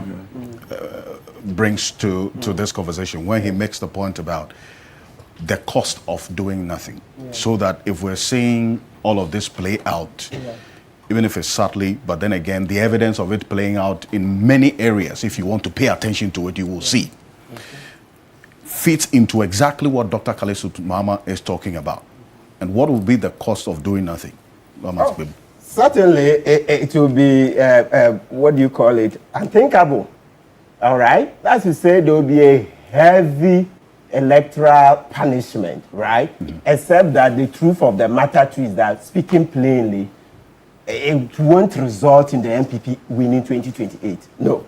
There will be a punishment. And it's even bound to happen that the NDC will lose votes in 2028. But it will not go down so steeply that MPP can quickly come back. No, we've not finished holding them accountable. And in fact, quickly, I must state that they haven't brought down Oforiatta.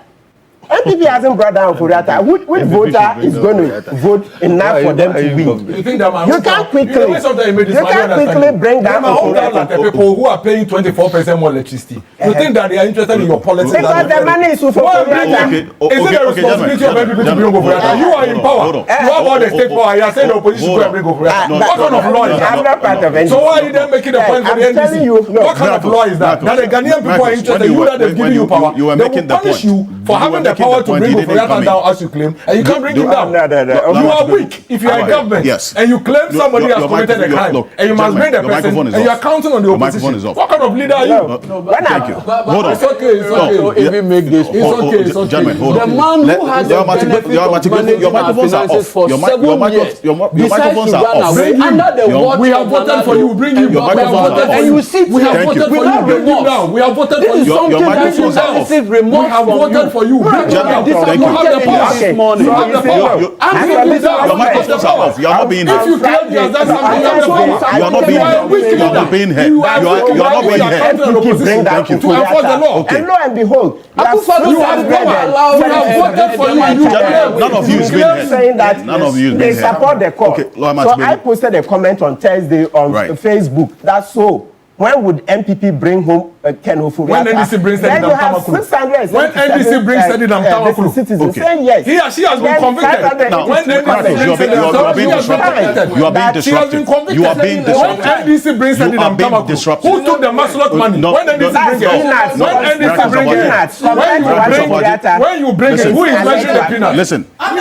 Listen, gentlemen. Who is measuring your microphones are off. So Oforiatta is one person that the Attorney General says when he brings his leg of the investigation, it will blow our minds. Okay. It will blow our minds. And you know, Dr. Ayeni is not one given to exaggerations. No. Okay. So when Ayeni tells you that if you see the corrupt acts Ken Oforiatta is being involved in, that's his Lego. I'm leaving aside for now the 5 cases Oforiatta has at OSP. And talking about even Ayeni's own. Ayeni say it will blow our mind. Come back to it. A joke. Yes. So I'm saying that yes, there will be a punishment. I like to talk straight. Citizens will punish NDC if nothing is done. But I'm also saying that looking in the crystal ball, from the way our electoral cycles run, etc., it won't be as grave as to turn 2.1 million votes over to MPP. Yes, okay. I said 2.1 million votes because you know that this is not tolerated. You know that no, don't do that. You know that yes, JM won by close to 1.7 million votes, right?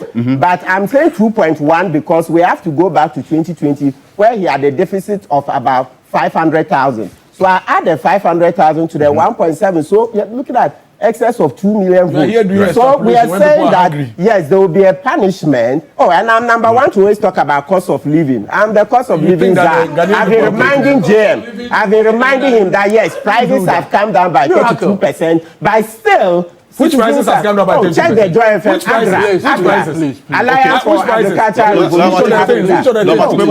You want to make your point and run. So that is the point. So, Mr. Kansi, so yes, there will be punishment, yes, if citizens were to find that the government is being derelict. Right? But that is not the situation we are faced with here. So let's go on. These are three very critical points I must make. Look.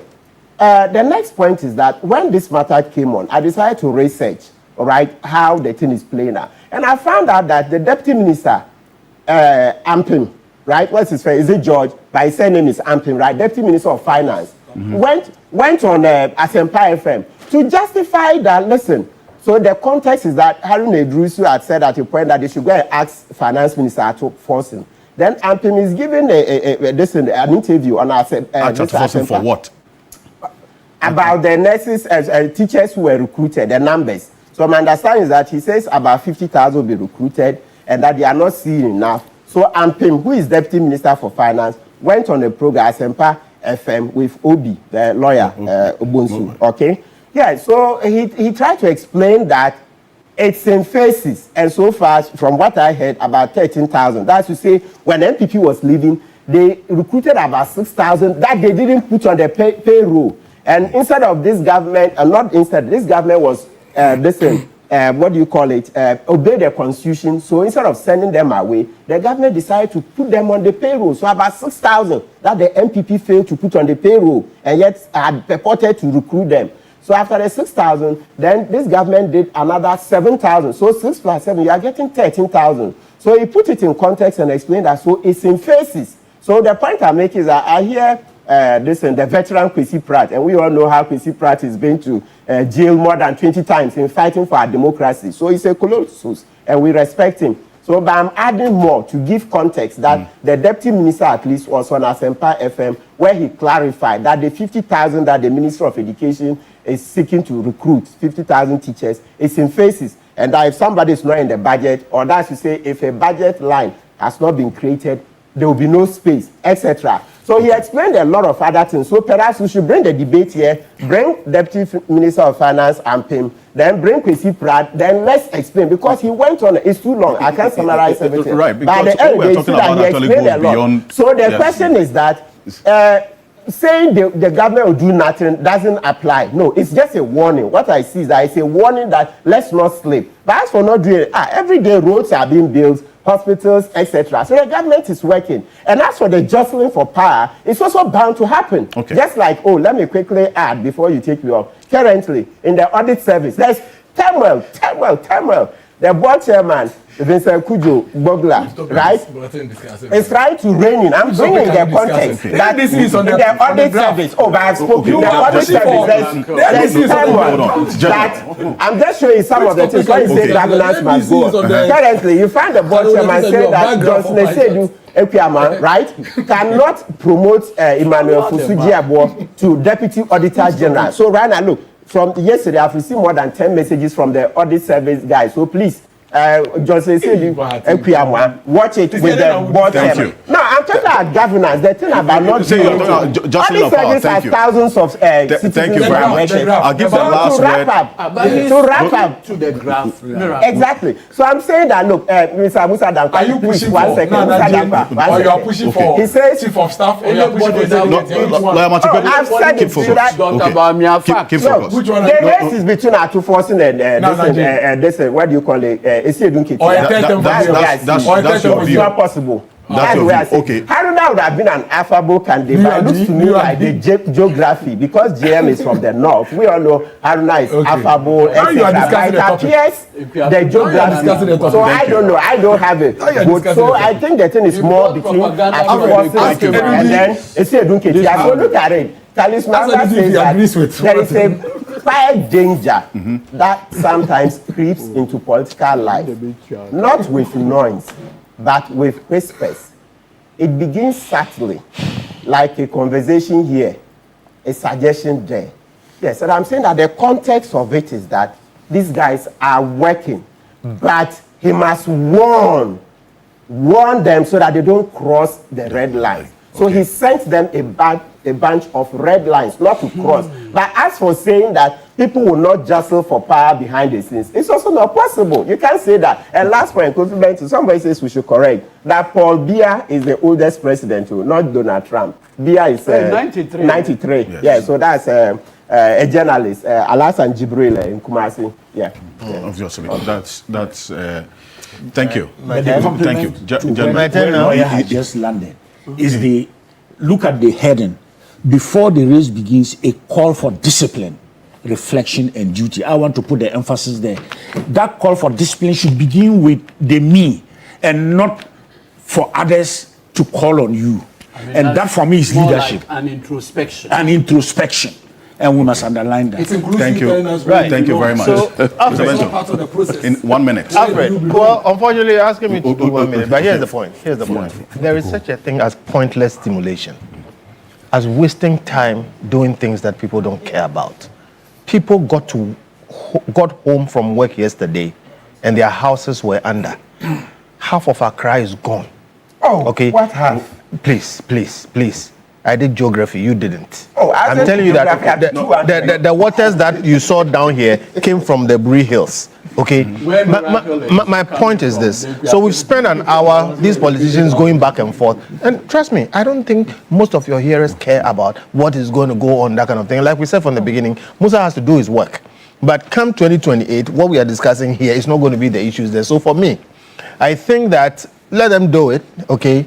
But people like me, we want to avoid the pointless stimulation and maybe try and go more towards dealing with some of the things that confront us today. Let the politicians do their jockeying and whatever it is. Like we said, one statement from the president, Rawlings, changed the whole political, scene in Ghana, right? And has led to the present president being in office. All kinds of things can happen. So yeah, there's a space for this, but I think we spent too much time there. Let's leave the politicians to do their internal stuff, and let's wait and see how it pans out. Zadankwa, finally, what's going to be the next phase of your work and what the next phase again? Finally. No, but after this, another phase. He's running up, yes. No, I mean the research. Because this is just the Mahama is governing. A long process. I mean, you don't need What's this. the next phase? Your microphones are off, by the way. Yes. I mean, it will continue. We've been doing this every 90 days. Our timetable is not aligned with NDC timetable. So we'll continue to do what we do. Those who have been given the power to run the country must focus on running the country. We are not here to tell them what to do, but we're here to tell Ghanaians what people think. Thank you very much. Musa Dankwa is Executive Director of Global Info Analytics. Let me just remind you that we're live on 3FM 92.7, also on TV3 Ghana on Facebook, and it's always brought to you by Bank of Africa. Activate your dormant account with Bank of Africa. Enjoy our refreshed products and services, including our enhanced SME support facility, US dollar debit card and credit card, and more. And you may also update your account at any Bank of Africa branch with your Ghana card. Kindly reach our call center on 0302 429 333, 0302 429 333, or 0302 249 690, 0302 249 690. You can chat Fafa at www.boaghana.com for support or inquiries. Bank of Africa, as strong as a group, as close as a partner. It leads me into our next conversation. This one, as always, the key point is brought to you by Bank of Africa and GASEM, the nation builder. This week, a number of things happen in court. We're focusing on the matter of persons who are standing trial for comments they have made. And one of it is Abronye DC. He was granted bail this week after being remanded into custody. The NPP petitioned some diplomatic community members, and then also yesterday they sought to petition the Chief Justice for the removal of the trial judge in that particular case. The lawyer for Abronye, Kojo Ponkroma, the Member of Parliament for Foasia Yerebe constituency, spoke to the media, including also the executives of the party, on the matter of whether or not free speech is under attack. Take a listen to them.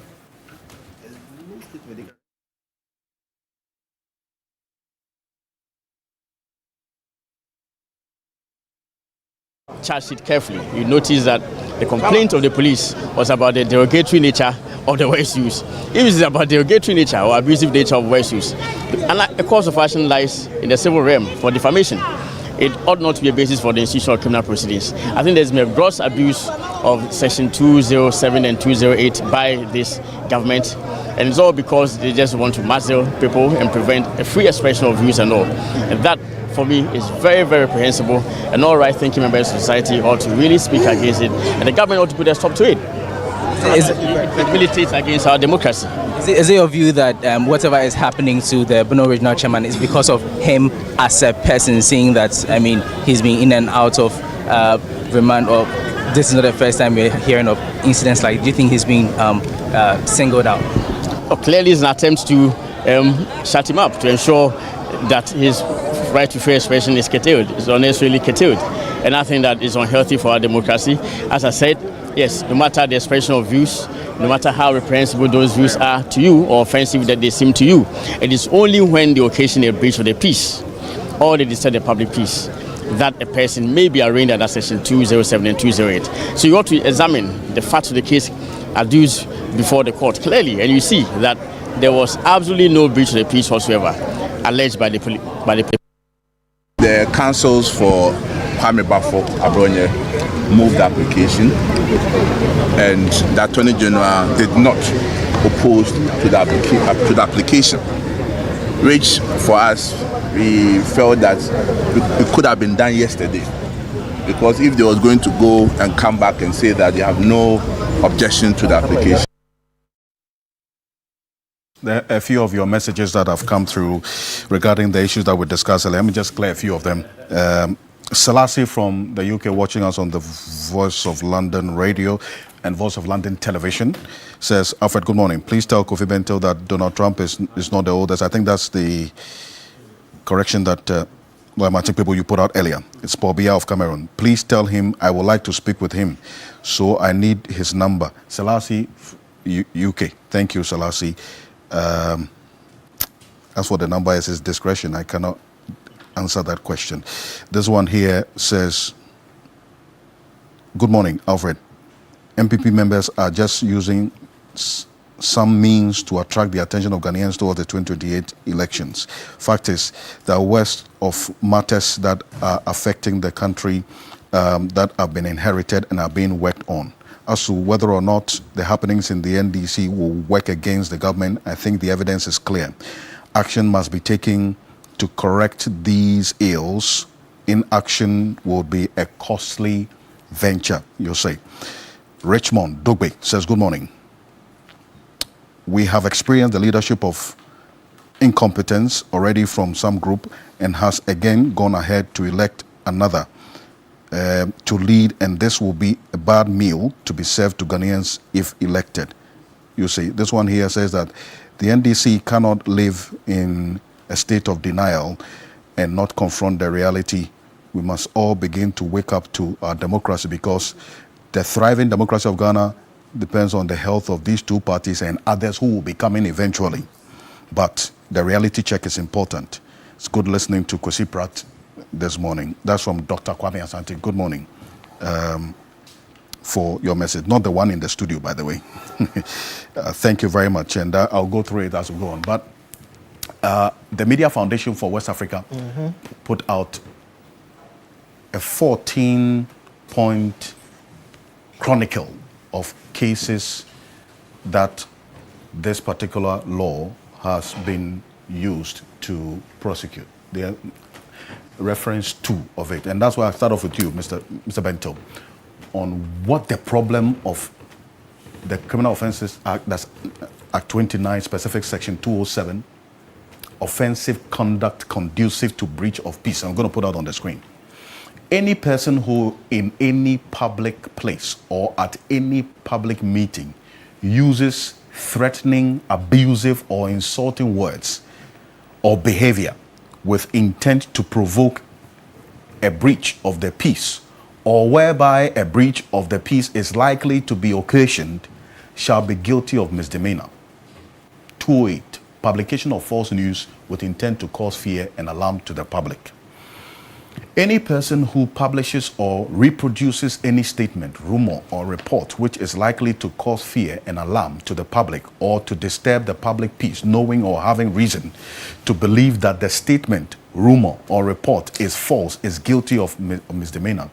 It is no defense to a charge under subsection 1 that the person charged did not know or did not have reason to believe that the statement, rumor, or report was false unless he proves that prior to publication, he took reasonable measures to verify the accuracy of the statement or report.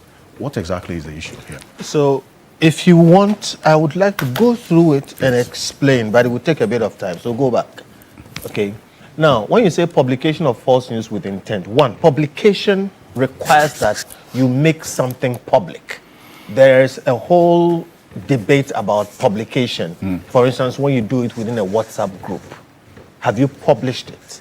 Because WhatsApp groups are usually closed groups. Okay. For a certain group of people. Yes, for a certain group of people. Have you published? Then it says false news. False means not true. Somewhere there, it is explained that you must know that it is not true.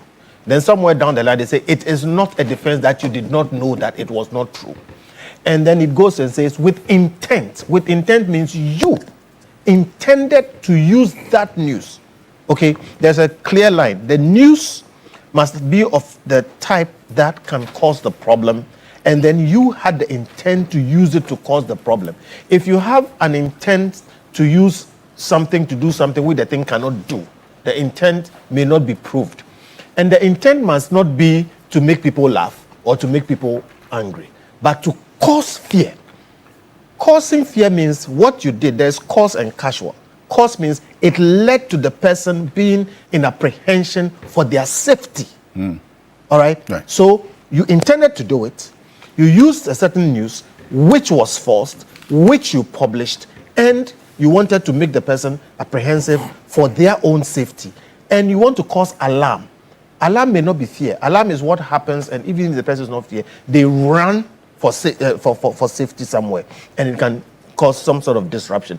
To public, not in your house, not, so there's so much here, all right? And then they try to explain it there. Publishes, reproduces, statement, rumor, report, which is likely. Look, in my view, this is unconstitutional. It is totally unconstitutional. It runs afoul of the freedom of speech. And I say freedom of speech is not for nice language. Okay? Because there are so many other provisions within our law. And freedom is fundamental. So anything that hits freedom must fall. If you do anything like that and other people are affected, there are so many ways, so many areas by which they can take you on. Right. But human beings have come to learn that when you stamp on freedom of speech and even things like this, okay, you kill a lot of creativity. Martin Luther, okay, who this man is named after, okay, who effectively changed the world by posting what at the time could get him killed, okay, would not have done it if this law were there and if this law were being applied. And I can go on and on and on. So much of world progress would have been stopped if this law was being applied at the time. But you also acknowledge that freedom is not limitless. Yes, but there are that thing people say all the time, but they say it out of context. The limits to freedom are spelled out in the Constitution. And you don't see this particular... It is not there.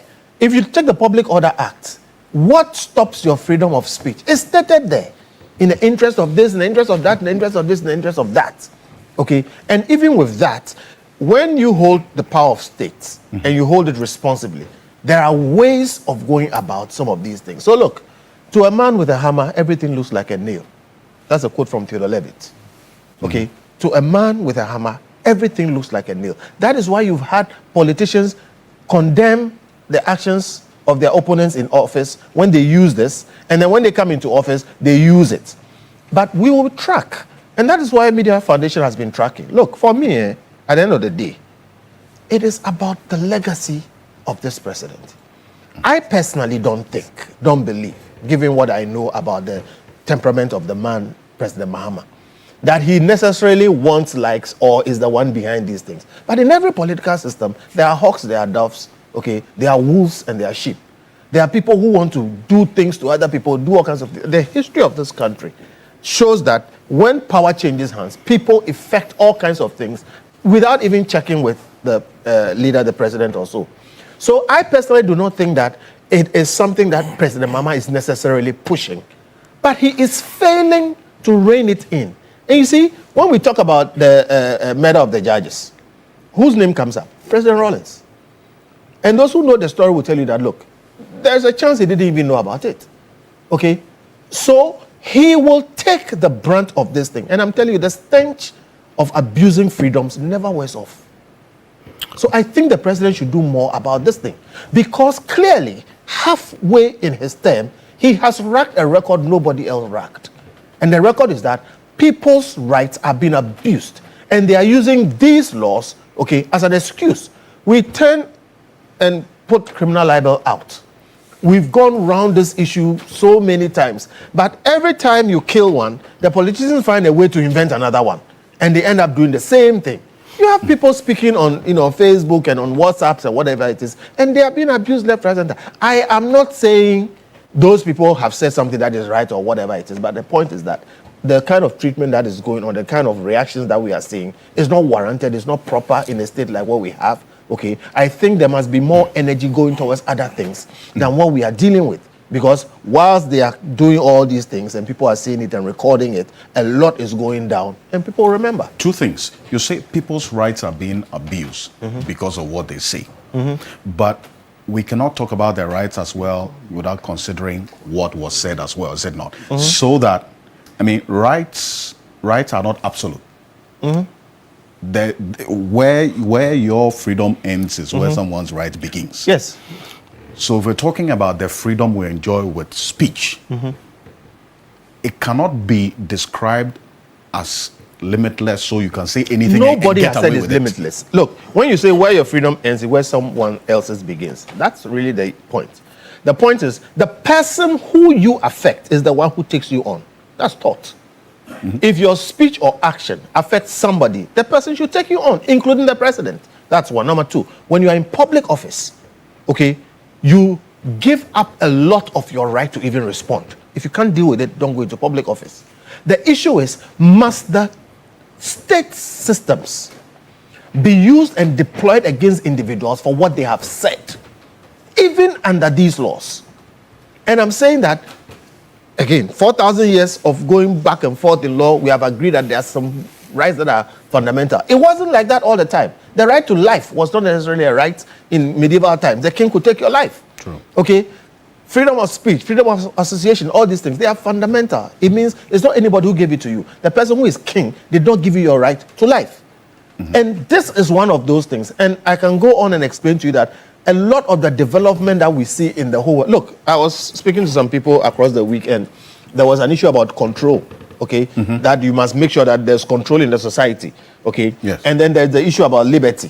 Okay, and one of them was saying that, look, you need to have discipline so that we can have development because discipline moves with development. And I made the point. That if you look across the world, the countries which are most developed are the ones where you have the most freedoms, are the ones where you have the most undisciplined people. Are the countries where you have people who say all kinds of crazy things and seem to be indisciplined or whatever it is. But those countries also have rule of law. True. So if you mess up, there is what the law will do about you. But they don't go about oppressing people. And I told them that if you talk about... With what is happening is amounts of oppression? Oh, yes. When somebody is taken up, okay, incarcerated, using the powers of the state because of what they said, all right, which does not constitute a crime. All right, that is wrong. But you're saying that it doesn't constitute a crime because you don't see and you don't agree with Section 208 being the potent check or to check the abuse of the freedoms that you talk about. Two things. Because you say it's unconstitutional. Two things. My brother here, okay, went to the Supreme Court. All of us have been to the Supreme Court on a couple of things. And you can have a law on our statute books struck down in the Supreme Court as unconstitutional. What it means is that not all laws are proper laws. And I believe somebody is going to go to the Supreme Court, if not already, and have this struck down because it flies in the face of the right, okay, to freedom of speech. So the fact that that law is there, that's why I said that law, I believe, is unconstitutional. Section 207 yes. and 208. So that's one now. And if you have this one, this Electronic Communications Act. That section there is unconstitutional. Section 76. As far as I'm concerned, it's unconstitutional. Look, stupidity is not a crime. Okay? Being foolish, being stupid, being disagreeable, it's not a crime. And I'm saying these freedoms, the people who came up with some of these things, they don't just come up with it because they were reckless or whatever it is. And I was trying to make the point that in the countries where you have the most development, they have found that development actually goes with having some of these freedoms. There's a reason why Russia is not as developed as the USA. There's a reason why the Eastern Bloc, Germany had East and West Germany. The same people, the same land, the same everything. The difference between them was freedoms. And one of them shot to the skies, the other one ground to the ground. Korea, North and South Korea. If you want discipline, if you want people who don't talk, if you want places where the president is everything, go to North Korea and go and check whether you want to live there. And then check South Korea. So look, this thing people talk about as if to say, and without this we can't develop. The so-called indisciplined people, the most indisciplined people in the world, they are in the States. But there's also the flip side where there are examples of the repercussions of unguarded speech, which is under the umbrella of free speech, and the consequences thereof. Yes, and I'm saying that is where your freedom stops, where somebody else's begins. If somebody comes and scurrilously insults me and says all kinds of things, I will sue the person, and when I win, I will sell your house. All right? I won't forgive you. Okay? So that is what the remedy is. Again, I say, it is not for the state. You have today in this country flats up to people's lintel levels. You have today in this country all kinds of problems going on. And the news is that the state is deploying state machinery to arrest people for saying things. Okay? I mean, there's a problem with that. So I'm saying there are sufficient checks and balances in these things. But what is not right, and it's not a Ghana thing, it is a universal, fundamental human right issue which has been debated and concluded elsewhere, is that the powers of the state must not be deployed against citizens simply for what they say. Thank you. Dr. Emmanuel Bombande, on this matter, to the extent that there's an acknowledgement that there's the limits to freedom, rights are not absolute, but it is how the excesses and abuse is checked. That's where the problem is. No, I think we should appreciate how Kofi Bentel has given us, in the Ghanaian context, what free speech should look like within our laws. My first interrogation is very simple. There's an amalgamation of hate speech as part of free speech. And if we are not able to separate them, we will continue a conversation that leads nowhere. So it's not about your freedoms being curtailed, because the state has not come to say that you should not express yourself. So if you look at some of the examples that he has given, the authoritarian state makes it impossible for you to even express yourself. So that's why there's no free speech. But if you look at what this tracking about incidences look like, if somebody says, please kill President Mahama for me, it is not the art of speaking freely that is being infringed upon. It is the criminal intent of somebody calling, inciting violence, mobilizing people to kill a president. Now, why am I saying this? We should rather appreciate that the state can hold firm people like that to be accountable to what they are saying, in order that we have a balance between ensuring free speech but also ensuring the stability of the nation in terms of the protection of civilians and in terms of avoiding extrajudicial violence. In our politics, if you get up, and maybe what Kofi Bentel might advocate is, let's replace these laws with a law on what clearly is hate speech and what sanctions come with hate speech.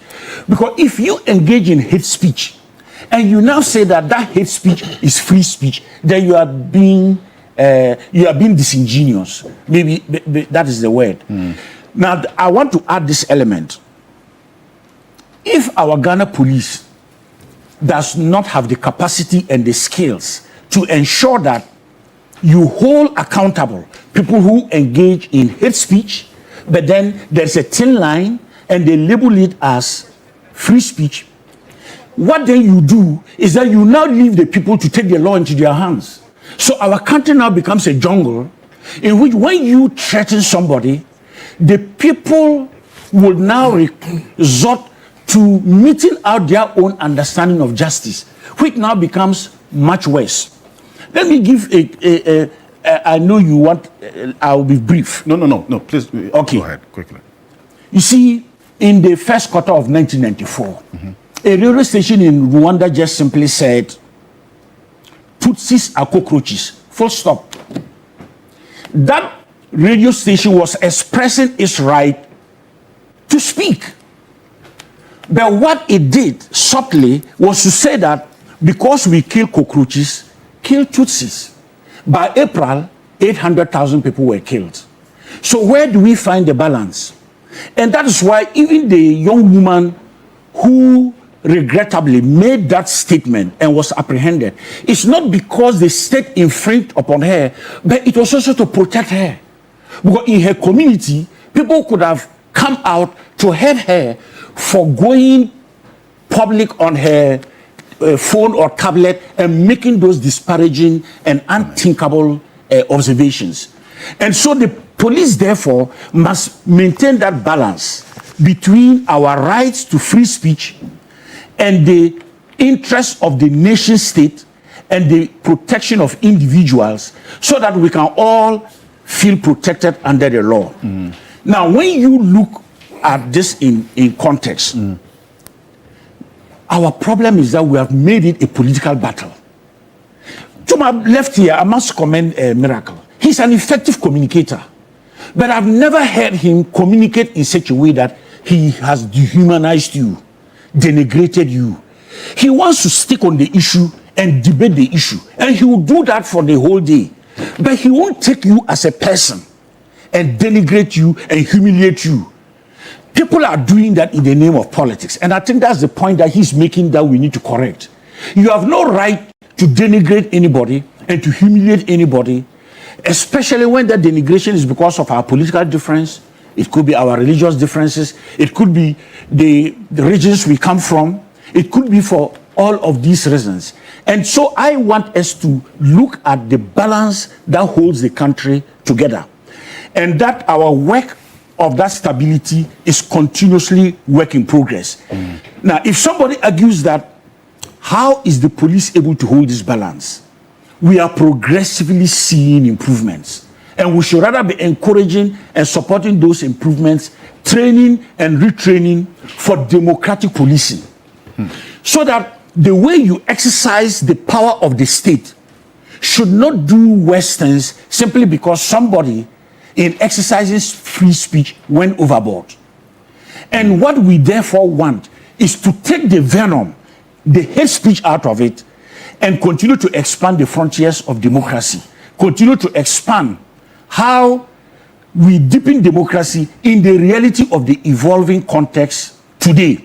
And if I were to summarize, when he made those references, if you go today on the capitals and cities of some of the most developed countries, they've deployed facial recognition cameras that have the capacity to pick conversations. So when you're in a group, even in a peaceful protest, which is free speech is you have the right to demonstrate freely, to protest. But when you are doing that, you have not physically hurt somebody, but your conversations are conspiring to hurt, you'll be picked up. Right. And you will be sanctioned for engaging in a conversation that is trying to hurt the peace and the stability of the state. So you cannot say that those countries are developed, but they don't have the checks and balances that hold and guarantee the safety of the state. After all, in Ghana, we are now about 34 million. If a few people choose to go to the extent of a hate speech that creates divide, depolarization, non-respect for others, and we all watch on, then Ghana goes gradually and deeper into a territory that none of us wants to see this country. And that is why we must make sure that whatever is happening, there is a healthy balance. And that healthy balance is never to allow hate speech to take over our discourse, particularly when that discourse is political. And when that discourse seems to ignore that we all have equal rights under the same law. Then finally, who is the one action for the actions that reprimand those who engage in hate speech? It should never be the political parties. It should never be the executive arm of government. We must trust in the independence and professionalism of our police to determine what is it that has gone overboard that needs the person to answer, and what is it that has not gone overboard. And that's why hate speech then also is in categories. So some of them are mild. It is hate speech, but you cannot actually hold the person too much. Whereas others are egregious. Yes, the gravity of asking for the killing of a president, a sitting head of state, is completely unheard of. And to say that, oh, this woman was only expressing herself freely, as for that matter, she shouldn't be apprehended. It is no longer about her free speech. It's about endangering the Republic of Ghana with a recklessness that can implode. See, that's the point of departure with what Mr. Bento was saying, that whoever is the victim of this free speech should, on his or her own, be able to take up that action against the person who made that statement, instead of the force of the state being deployed against such persons. Well, he's looking at it from the lens of a lawyer. I don't want to debate that. But I want somebody to protect me from somebody's harmful and hate speech that endangers my social peace, my sense of security and safety. And that person is the Ghana Police Service. They should be able to determine that this statement that you have made endangers the Republic of Ghana in many ways. You must come and explain why you made those statements. And then he also made a qualification that in some cases you cannot. If I take the example, I don't want to repeat that example more than I have done already. Please. Are you going to say that the president is the one who should now go and take an individual action against a citizen who on social media is saying, please kill the president for me? That cannot happen. And you see, I do this with a lot of uneasiness, but then again, the Media Foundation in chronicling those 14 instances actually put out a summary of what they said and what they were actually, being charged for. This August 12, 2025, Priscilla Dua Brago and Charity Dede Tete, national service person and a beautician, they are TikTokers. They stated they would have been happier if President Mahama had been involved in the helicopter crash, arrested for content deemed offensive about the president. How is this? That's number one. They were charged under Section 76 of that particular law that Mr. Bento raises and how questions does this about. constitute? Does it fit into that law? So, okay. When I run through it, then we'll do that exercise. Yeah, Prince Ofori and Yaira Abiu, aka Fante Comedy and Akosia Jollof, during a live TikTok session, made mocking comments about the helicopter crash victims and wished that the president and the Ghana Gold Board CEO had also been victims. They were charged under Section 76. Wishes. Then there is Achimkwa Nana Kofi Asare, Wontumi TV presenter, picked up by unidentified armed men in Ejiso Krapa, Ashanti region, following on-air comments linking President Mahama to the fatal military helicopter crash. Later found that the police headquarters, Abro Kwame Bafo, charged with offensive conduct. There are two instances conducive to breach of peace and publication of false news. First of two arrests, there's David Kojo, Pra Afol, also known as Kwame Nkrumah II.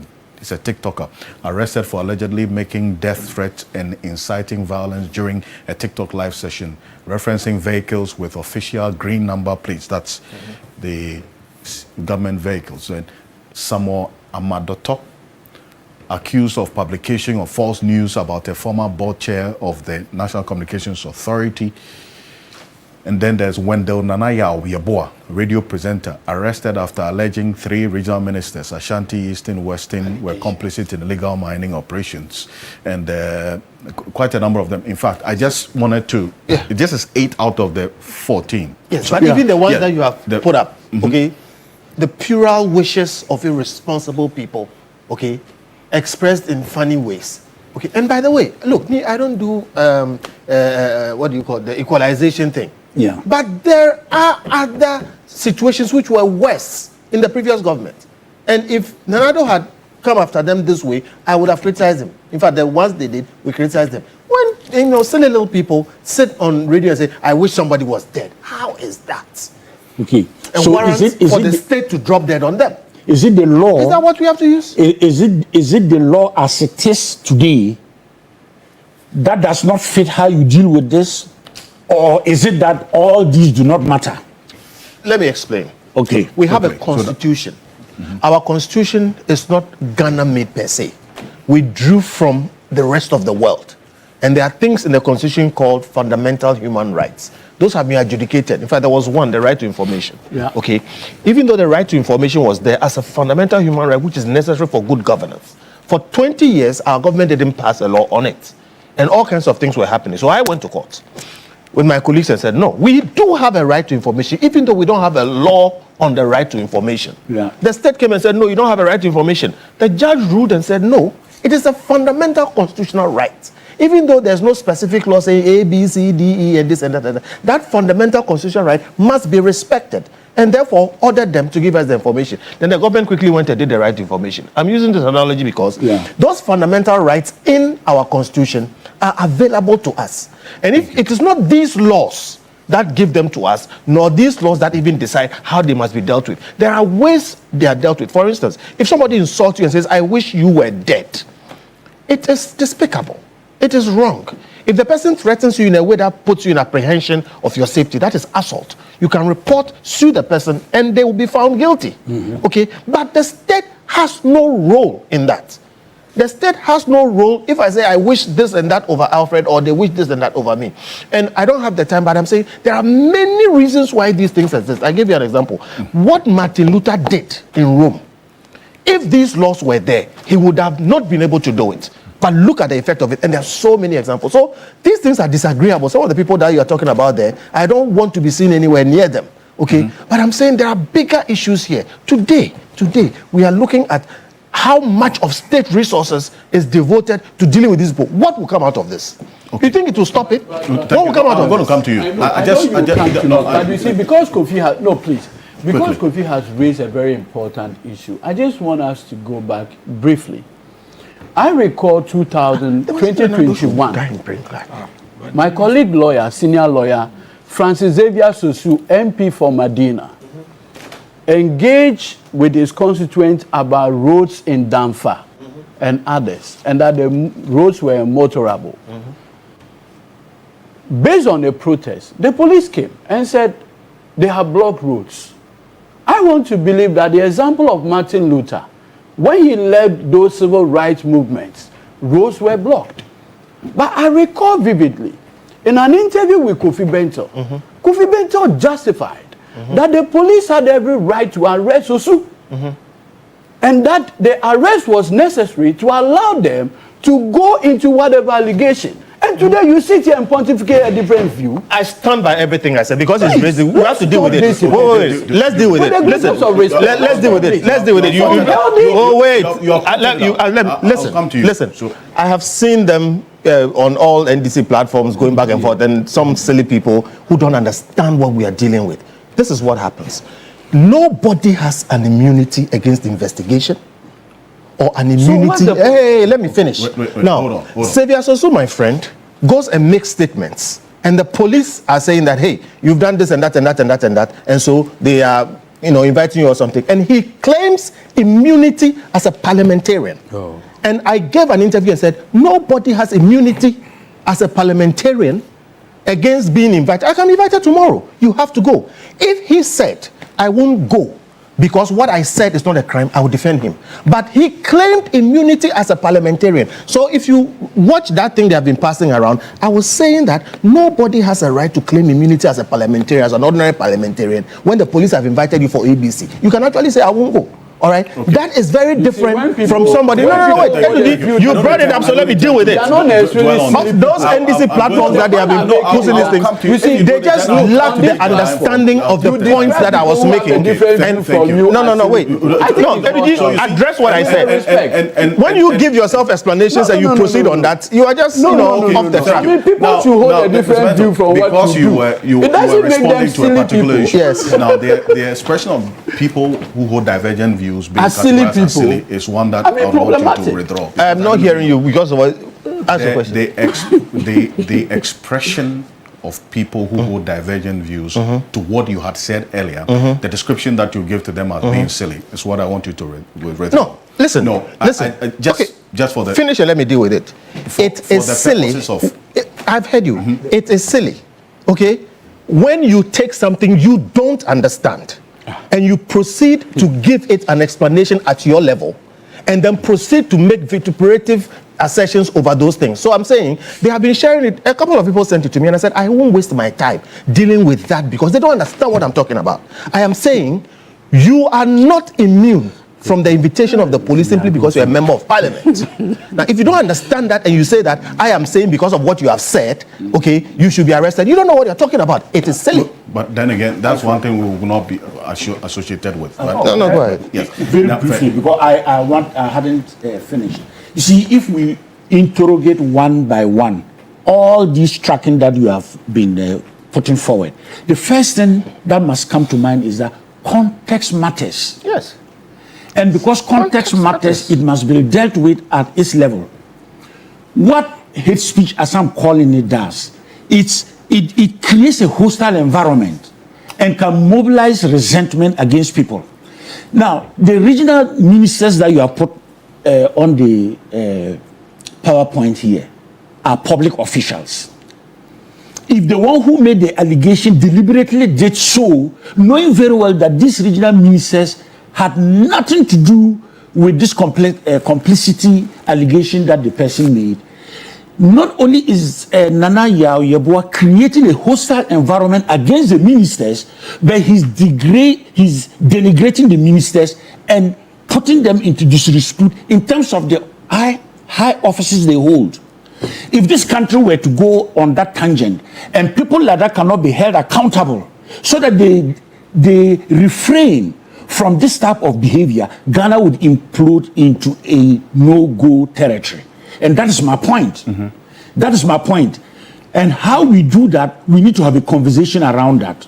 And we have gotten to a point where people think that the only way to get the attraction or the attention in my political party is to have the words that I can use against my opponents that creates pandemonium. There are people who say, yeah, this guy is really brave. But you see people like Salam, who say we would weaponize our youth. They will be the first to run away when the environment actually becomes that hostile to the level of weaponization. And he should then copy from the examples of others who communicate, but they do not go to that extremist level. And that is the point I am making. And you see the distinction and that's why I bring in Miracle Sabwaje, because of the reference you made earlier, which was corroborated by John Kumsin, who says that the last time I heard, the first time I heard Miracle speak was in 2019. The last time I heard him speak was when he came on your show just about a month ago. No insults, sticking to the facts. He is very punchy. Sometimes gets under my skin, even as a viewer, but hasn't degenerated into the issues that you were even mentioning as published by Media Foundation this morning. Can that not be the avenue and boundaries for the kind of communication that must be encouraged? Well, we don't have the right to tell somebody what has to be done. Yeah. That's why there are laws. The challenge that Mr. Bento raises is about how the excesses are checked and the laws that are applied in that regard. Mixing abuse, that is the hate speech and free speech as well. That's where Dr. Emmanuel Bombande draws the line, and I think it brings a certain level of clarity to what we're talking about, that we have mixed both hate speech and the right to free speech and the advocacy that people should not be punished for speaking their minds. The line do is thin. The line do is thin. I still think that for the sake of this platform, should withdraw the silly whatever. I still think so. Let Miracles speak. I'll come to him. I may be wrong. Miracles. So, Alfred, now you are my lawyer. The fact is that I don't understand what you're talking about. In this country, to put it bluntly, we are all hypocrites. That is how I'm putting it. We are all hypocrites. Eduji is a hypocrite. Kofi Bento is a hypocrite. He have condemned you people, and I've condemned them too. I think I am the only person that is not a hypocrite. And I'll explain to you why. Don't interject me. I'll explain to you why. You see, me, I know I have a very big mouth. So everything I say, I make sure that I am very sure that tomorrow, either I will say the same thing or I'll keep quiet. EDG hasn't done that. This government, this president has gone after free speech. There is no other way of putting it. He has, in fact, it's a presidential policy. The man said that he is even going to use our IPs to identify us and find us where we are. You see, when you want to control my speech, it's not free. Free speech and hate speech are not the same. They are not close. They are two different things. So let's not attempt to draw some parallels or cousins between them. They are different. And irresponsible speech is different from. If you want to control what I say, then there's no free speech. It means that before I speak freely, I must filter it and be sure it will please you, or you accept it. And there's a reason why I say that. There is a letter written to Nana Danko Akufo-Addo by President Mahama, then opposition leader, and has been shared on Adiju's WhatsApp, Facebook wall. That's why I'm saying he's a hypocrite. And he accepts it. He knows why I'm saying that. February 11, 2022. And when we finish, he has to change the settings on his Facebook. It makes it difficult for me to search. There's a way he has to do it so that it's easy. I'll show him. This is what, this is President Mahama. Dear President Akufo-Addo, I'll just jump them. I am appalled at the growing criminalization of speech and journalism in Ghana under your watch in this 21st century. Then he goes on to itemize some of the things, and I'll pick two issues that he itemizes. One, he picked an issue of Captain Smart that had been picked up by the police for inciting an uprising by the Ghana army at Parliament and calling for a Rwanda kind of situation in Ghana. He cites it as one of the things that he's appalled that the Akufo-Addo had gone, and he calls Akufo-Addo out because the police had gone in to pick Captain Smart. Is here, the letter is here. Oh. So let's accept that. Let's accept that. It's on there. No, it's here. It's on Eduji's wall, February 11, 2022. Let's accept that. The president today actually makes all of us understand from this that he is the one that is gone after these 17 people and not the police, per this analogy. And let's accept that. Number two, he goes on to now reference Muammar Barnier and a journalist, another journalist, who had also been arrested. And hear me clearly what he had done. The police had arrested him and is on Eduji's wall for alleging on his show that Nana Danko Akufo-Addo had met some 7 superior court judges ostensibly to plan with them so that should there be an election petition at the Supreme Court, they will skew it for Nana Danko Akufo-Addo. Is there. The president then goes on to name and list several issues and cases of arrests of citizens that had made, speeches and all of that, like we are experiencing today. I have never, in my entire political career, ever stood anywhere to support the police going to arrest anybody. Not when Akufo-Addo was president, not when Kufuor was president, not now. Listen, when President Kufuor was president, when President Rawlings was president, when even I was MPP and I was TESCON, we used to walk from Legon to the council with our botos and our shots down there protesting and demonstrating against the president. It's today that students don't demonstrate. Those times we joined the demonstration, and we were all on Legon campus together. We joined the demonstration when the vandals descend without even knowing what it's about. And by the time we realized we were at Castle, protesting and demonstration, that was even time when President Kufuor was president. I am never on record. That's why I'm saying I'm not a hypocrite. In fact, I am on record on my Facebook wall for calling out the Ghana police for arresting people when the Kufuor was president. Me too, so it's there, it's on my wall. I have always been against that. So I can speak freely, but he can't. Because when I go to his wall, there are several posts he has shared when the Kufuor was president, where he was expressing displeasure for the police arresting people for making certain commentaries against Kufuor, including even people who may have said things against the first lady, like we have experiencing with some 17. Yes, and he was against it. The problem I have with Eduji and all the other people in NDC today is that you might as well have kept quiet. Because all these things that are happening, which I admit, under the MPP, the police had done similar things, are the same thing happening now, which you spoke against.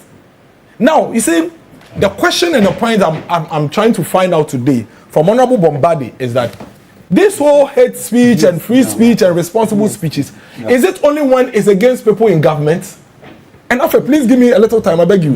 Is it only against people in government? I'm saying that because I am always on TV and radio, and I don't know when I'll fall foul to some of these things. So I want to have my time.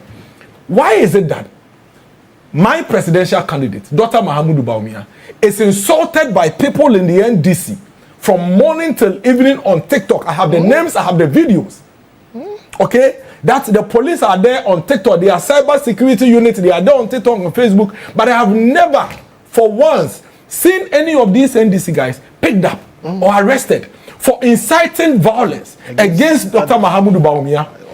We are in this country, when there's a gentleman in the US who came into this country, got national security protection, driven to the Supreme Court, when there was warrants and things against him, then he was let go.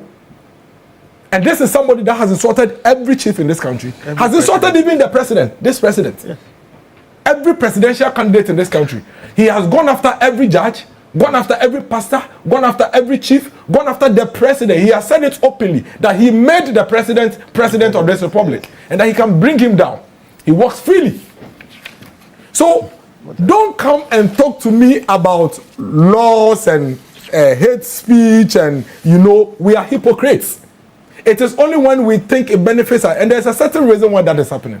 We are beginning to have a certain herd immunity mindset when it comes to how we treat our citizens.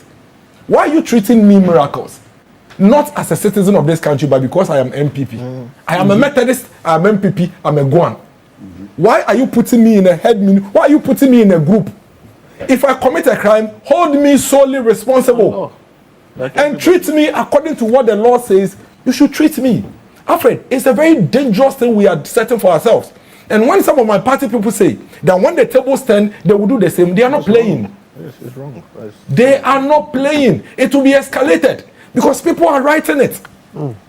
People are noting it. And I started talking about this in 2025 when I said that I admit, whenever there is a change in government, there were a lot of things, some of these things happen. Can we agree to put a stop to it? Yes. And say that enough is enough? Let's begin to halt some of these things. When I said that, some of my NDC friends agreed with me. Some too felt like, hey, we've come to power, we should continue. You think that you go and arrest somebody for speaking, and when the table turns, that person has forgotten about you, they will come after you in multiple fold, and we'll be having this same conversation. I am saying what I am saying today because when the table turns, and somebody in my party is doing it to you, I can still speak because I'm speaking against it now, and I spoke against it then. Why are we doing this to ourselves, Alfred? Okay. That we say we have a law that says that nobody is above the law, including the judge. Well, we know in this country when judges took goats and money as bribes and skilled judgment. Have you gone to the magistrate court and the small courts in the district before? I was an MC. There were occasions that I went to those courts. You weep when you see how citizens are being treated in those places where there are small lawyers and some of them don't even have representation. So the reality is that indeed there can be judges that can be political. They are not above the law.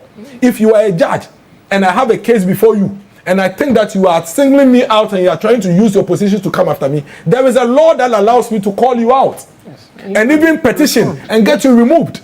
So if for whatever reason you think that somebody has said that a certain judge is a political judge, it is not the police that comes to arrest the person and throws the person to jail. I am saying this because, I'm saying this not because I support what the person has said. Hear me well. I am saying that whether you are the president, you are the chief justice, you are whatever it is, when somebody comes after your person and your integrity, the laws are there. It doesn't include police kidnapping me and putting me in jail. It says that I should take you on and let you prove how I became political. And if you fail to do that, the laws will punish you, which if it includes jailing, you are jailed. But the situation where we find ourselves today, that if the thing goes against people in government, then we weaponize it and call it hate speech and peddling falsehood. That is the danger that Miracles, I am worried about, and I think Eduji should also worry about. Now, Alfred, let's look at all the 17 issues. None of them are issues that Miracles will say with my mouth, or would even go into a meeting and tell my party person to say it. But the question is, since when did it become a crime? The things they've said. We're in this country, when Eduji and his party, including senior members of this government, were on the street, the communications officer of the NDC, Sami Jemfi, saying exactly what this lady has said today. In fact, what this lady has said today, that she said, "Kuna na do mami, eradie kuna na do mami." And we sang it against Rollins. So why is it not a crime? Why? There is a gentleman who sits. What's his name? Is it Humto? There's a gentleman who sits on Wazo TV or so. He said it in plain language that he is surprised that another is not dead, and that God should just kill him in a plane crash. So today, if you are showing me, how should all these be dealt with? No. So I'm saying that if you are showing me, so if you are showing me these cases, and today you are in government, your conversation shouldn't be that they've done something. The law should. You are hypocrites, because when you are in opposition, similar cases, you spoke against it, and the president today wrote a letter to Akufo-Addo. All the cases are listed in the letter. I'll give it to you. I can give it to you to share. No, you condemn all these statements. You say these statements, even if they were said by persons within the party, your party, you don't associate with them. How do we address it? No. Because it's not an issue. It's an issue. Let's agree. Let's agree that we have a difference between morality and crime. Yes. Absolutely. I am a Methodist. And civil wrong. Okay, I have went to Sunday school, went through. I can disagree with you. I can debate with you. I'll never insult you. It doesn't mean that another person doesn't reserve the right to insult you. That is his business. So for some other citizens, they want to insult you. What they do. The point is, if I insult you, is it a crime? If I say you, the judge, you are political, there's no crime. I'm not supposed to be in jail for even 30 minutes. I'm supposed to be sealed by you. Yes. You understand what I'm saying? If I say that the Gauls should kill the president, I would never say that in my life. Never in my life would I say that. But if somebody says that the Gauls should kill the president, it is not a crime. Oh, I wish you were there. Or I wish that Eduji is dead. It is not a crime. If Eduji, even for whatever reason, feels slanted, it is not up to the Ghana police to go and bundle the person and put in jail. It is up to Eduji to come and seek redress and deal with the matter with you. My worry is that, is the police for all of us? Or it is only when the issue is against the MPA CEO or the boss MD that the police feels that it is of national security threat. Otherwise, even as we speak today, there are people that in the last 3 days that have issued threats, insults against other citizens of this country. And that is why I said that we are building a certain herd immunity mindset. That when people are being treated under the laws of Ghana, we don't treat them as citizens, but we treat them based on the groups and the organizations that we believe in. So somebody has said something. This young lady, and I wrap up, has said something distasteful. You want to deal with it. Why are you saying that MPP people? She's a citizen. Okay. Why are you saying that MPP people? Why are you saying that the MP? She's a citizen. What does the law say about dealing with a citizen? This thing, that we are saying this slowly, so we are playing with it like that. We will be here one day. There will be another rogue policeman under another government that will come for you, Alfred. So using the same principle. Hold on. I was arrested like that. You remember when lawyer Martin Kebu used to be here every Akufo-Addo OSP. The day he was arrested by the OSP in the way that he found Rook, you saw the way he was all over the place and writing. Okay, thank you. Now, the reference you made about the person on the Weasel TV, I've just received a message from the person with the name George Tay says Hunter has never come to Weasel TV before. So please correct I mean, I've gotten the name wrong, but there's a video. I think that's just a correction. No, I know. But Alfred, I'm saying that. You made the point. I'm making a call. I'm making a call on the president. I'm making a call. The call I'm making on the president is that on February 11th, 2022, he had a very good reason to write a letter to the then president. Let's share it. That letter. Okay. It's not going to be your last comment. Let me wrap up well. I'm not going to come back to you. Let me wrap up well. He wrote a letter to the then president Akufo-Addo, and it was a very passionate letter, talking about free speech and giving examples of what he feels were attack on free speech by the president. Edwiji published it on his wall, and the letter is here. I'm begging him. Everything he wrote in that letter are still very, very, very active. Fortunately, you have become president. You have the mandate and you have the power to fix all the things you raised in this letter that you found right. Unfortunately, you have done worse in the last 16 months than even the 8-year period that you were complaining about.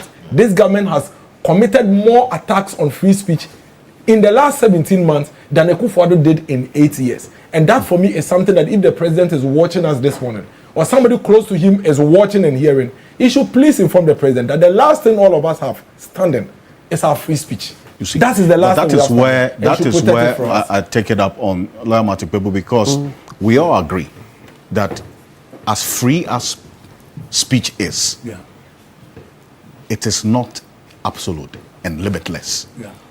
There are measures to check its abuse. Is it not?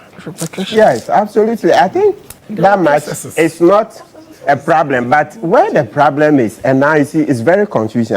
As I sit here, I'm like, listen, we should create more time and debate it well, because we can see the hypocrisy. Watch this, Alfred. About 10-15 minutes ago, you wanted Edwiji to withdraw the or the Kofi should withdraw the word silly. I was like, By the time I said, when JM said, when he comes, ex gratia will be abolished, blah, blah, and I said, oh, he should start whilst he was in opposition. What do you say? Is there a lawyer silly, blah, blah, blah? I didn't see the public say that the word silly was a problem. Yes. So this thing is becoming confusing. Let's be careful. I like what Miracles is saying. Look, Miracles, I want that letter JM wrote. I think we should put it. It will help us, because it's becoming, the hypocrisy is becoming too much. If what Miracles is saying is really in JM's letter, then that is the truth. Look, as for this song, look, we used to sing, Kum JJ Maye, Kum JJ Maye, Radi Kum JJ Maye, Yami. Oh yeah, I don't have a good voice. Please, you can sing it. We sang it on campus. Yes. We sang it. Went to what do you call it? Castle. The Mobra struggle. It was a common song. So I'm now confused that they listen you say about the president. People say, hey, you can't say. This, what, 99, that we sang this song. Prof, were you teaching at that time on Legon campus? No, it was a student. Okay, you are. Kum JJ Mai. It was a song that we sang. You sang from Legon to Castle. 1999. It's a common song. Now they've turned it to then Sami Jenfi. Every president has his version. So please, look, there is space for political satire. There is space for political satire. So let's be careful how we mix up political satire with serious statements. It's becoming too much. I think it's becoming too much. So the young lady's one, yes, it's unpalatable, but to be candid, straight from my heart, I would say that's in the realm of political satire.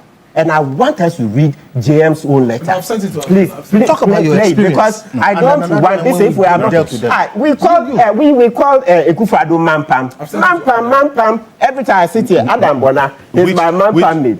You guys cautioned me against it. And I called Akufo-Addo Mampam endlessly here. Nobody came to arrest me. You were cautioned and you withdrew. I just wanted to make the point that it wasn't encouraged, yes. Yeah, it wasn't. TV3 stands against it, but I also think that there is space for political satire. when the Akufo-Addo was emasculating us, when I called him man palm, it excited a lot of people. So it's like we're hitting him back. That's what political satire does. So let's be careful. It can't be that any statement you make against the president, hey, the police should come for you. When you make statements against that government at the time, yes, okay, and they called you to BNI, it was wrong. Yes. We all went there and we said it was wrong. There was one that I was invited privately, that and Kofi represented me, right? Wrong. About, listen, but you see, we didn't make it public. Now, OSP, you see, these are the things that bring emboldened security forces. So a soldier insulted me, I insulted him back. Quickly, they put me in handcuffs. Okay. If we don't stop these things, you would then embolden security agencies to go for citizens. Yeah, it will be an abuse.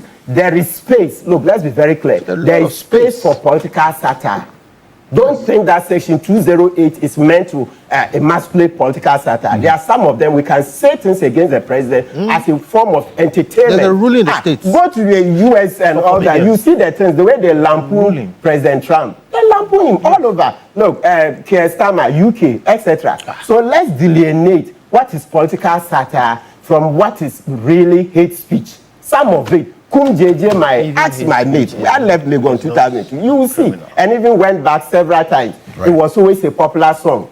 Then later Kufuor came. Then they put in Kufuor's name. Then they put Addo's name. So please, let's be careful. Let's be careful. Nobody is saying that people should throw the country into this, what do you call it, chaos, etc. But we are also saying that some of the statements are political satire. So if you begin to think that even political satire is against the law, then you are lost. In a democracy, there is space for it. Look, Oliver, what didn't Oliver Boma say? He said that if the soldiers don't do the coup, he himself will do the coup. We said it was wrong. We said it was wrong. So today, you're saying that any small statement, that's wrong. Meanwhile, at that time, people who today are saying that the statements against JM are wrong, etc., that's a crime. They didn't say so. We were all saying that no, the arrest of Oliver was wrong. So what is this? What is this? I think, look, it doesn't look good. I think what is creating the tension then, but which I think we should watch is that is the use of the remand powers. They've been excessive. Abuse of the remand powers. It's the abuse of the remand powers. Look, Abro, by all means, I don't support what he said, right? I don't. But when he went to court the second time, you know, we have Section 96, subsection 5 of the Act 30, which deals with if a judge thinks that, so basically, let me paraphrase before we go in there. So what it says is that if you've been charged with an offense and given bail, presented to court, you are given bail, and that case is still pending. And in that first case, you can be imprisoned for more than 6 months, at least 6 months. In other words, more than 6 months, right? Okay, let me use the word at least because sometimes it can be just 6 months, right? So, and then whilst you're on bail, you commit another offense and you are brought before court. The law says that, oh, based on it, then the judge can say you are likely to commit another offense. And so the judge can remand you, refuse to bail. So in this case, His Honor, but we will like saying justice, even though it's not a high court. So please, when you hear me saying justice, Kunsun, he's not going to high court here, but that's how we speak. We wish them well that everybody will rise. So I'll say justice, Joseph Kunsun. So he was using the black and white letter of the law. It's there, Section 96, subsection 5, then you have C and D. So let's just read it quickly. It says, a court shall refuse to grant bail if it is satisfied that the defendant, and most of the time we use accused, but the law here says defendant, C, may commit a further offense when on bail. So that's if you admit him to bail, he will go and commit another offense, not necessarily the one for which he was brought there. Right. Or D, is charged with an offense punishable by imprisonment exceeding 6 months, which is alleged to have been committed while the defendant was on bail. So that's the one I said when the first one. So let's say in this case, Abro, the first one, so it was also about publication of false news. Yes. And that law, that particular 208 is a misdemeanor. So it goes to a maximum of 3 years. So from a fine, so a judge can give a fine, 1 day in custody, whatever, but a maximum of 3 years, yes. Right? So Abro fitted that category, that he already had one case which has a maximum of 3 years imprisonment. Then whilst on bail, he's alleged to have committed another offense. So if you are going by the black and white letter of this law, you would say that, yes, the judge may have been right. But unfortunately, we have this case of Oko versus the Republic, which is a 1976 case. And that was what was Taylor J. At that time, he was Taylor J. Later, he rose up to the Supreme Court. He was confronted with. So 50 years ago, Taylor J. went in and said, that is a dangerous law. Very dangerous. Then, otherwise, many people will be denied bail. Even Oliver, I remember after the coup treason things, later on when he led the Galamsey demonstrations, which we all supported, you know, when he was arrested, yes, this thing was invoked. It was invoked. So long and short, I'm saying that Taylor J. at the time, more than 50 years ago, said this law is a danger to our society. If you read it, you see he did a very exhaustive... That's 208? Yeah, no, that's the... 96. 96, subsection 5, C and D, saying that if the person comes before you the second time, when the first case has not been dealt with, has not been concluded, then you can refuse him bail because he already has one case. Right. Okay, because he says he may commit a further offense when on bail. If you leave him and he goes out, he will go and do either the same thing or any other thing. Then D is charged with an offense punishable by imprisonment, blah, blah. Yes, and so you read Oko versus the Republic, and Taylor said, no. He admitted a guy to bail. And Oliver's own, when the circuit court sought to do the same, we made noise. It went to High Court. He was admitted to bail, even though the first case had not been concluded, etc. So please, I think that this thing, the way some people have developed very thin skins, anything you say against the president, they should pick you. No, I'm not one to do that. That's why I want you. Let's see the letter JM route. That should be the small font, so we're trying to just... Let's see the letter JM route. Because I can't support this kind of chameleon behavior in opposition. Or that's what they all do. I can't support that. All I'm saying is that for political satire, kum JJ my, kum kufuwa my, kum JM my, we can sing. Nobody can stop any citizen. So, it is the how... Yeah, no. Quickly. Just a quick... Yes. Now come to you. What's the issue? Quickly. He introduced the whole concept of political satire. If you look at the context in which political satire happens, no wonder in some countries they call it the late night show. So before I sit on my relaxed chair to watch it, I know that I am watching satire. So I agree with his explanation, but we are mixing everything up, and that's the problem. So it's like there are some countries when you wake up, you are going to a newspaper page because you want to see the cartoon of the day. Yes, that is acceptable. We must segregate that from when somebody says, and he made very relevant points, because you see, when you say we will make this country ungovernable, are you speaking on your own behalf, or are you speaking because you feel you belong to a political party? So a lot of these conversations that we've had, I want us to put on the table also how we are protecting the national security and interests of all the people of Ghana. Thank you. And not to whitewash this. Right. On this. I think the accusation, and obviously even from TV3, your framing of the question, is the detention of government critics. On this platform, I mean on your screen, detention of government... No, that has to be... critics. That's your framing this morning. That's what's happening. And please. Himself admitted it. Look, I think we have to respect that. Please. You see, you framed it, detention of government critics. On this platform are two of the harshest critics of President Mahama. For the past 1 year, several months, one of the staunchest critics of President Mahama is Miracle. He is punchy, he speaks his mind. Nobody has ever invited him to any police station whatsoever. Kofi Bento had criticized this administration in any form, including its appointees. Nobody, I repeat, has invited him. So President Mahama is not and does not have the habit of detaining his critics. That point ought to be made and ought to be made strongly. You see, one of the things that we must all recognize, I don't think it's a fair thing, but I'll just assume I'm not aware. You see, the whole conversation about speech in this country is not new. It's not new. I recall vividly, many years in the 1990s, the famous case of the Republic versus Tommy Thompson Books Limited, where the Free Press had published that the First Lady then, may her soul rest in peace, Madame Kunedu, had carried gold and cocaine abroad in the Free Press, if you recall. So the editors were arrested and put before the circuit court. Their lawyer, Nanado Dankwa Akufo-Addo, raised a preliminary legal objection, among others, that Madame Kunedu is just a first lady and not a public officer. And for that matter, those words could be used against her and is not worthy of any such protection through criminal prosecution. At that time, J. Rawlings was framed as the man who didn't like free speech.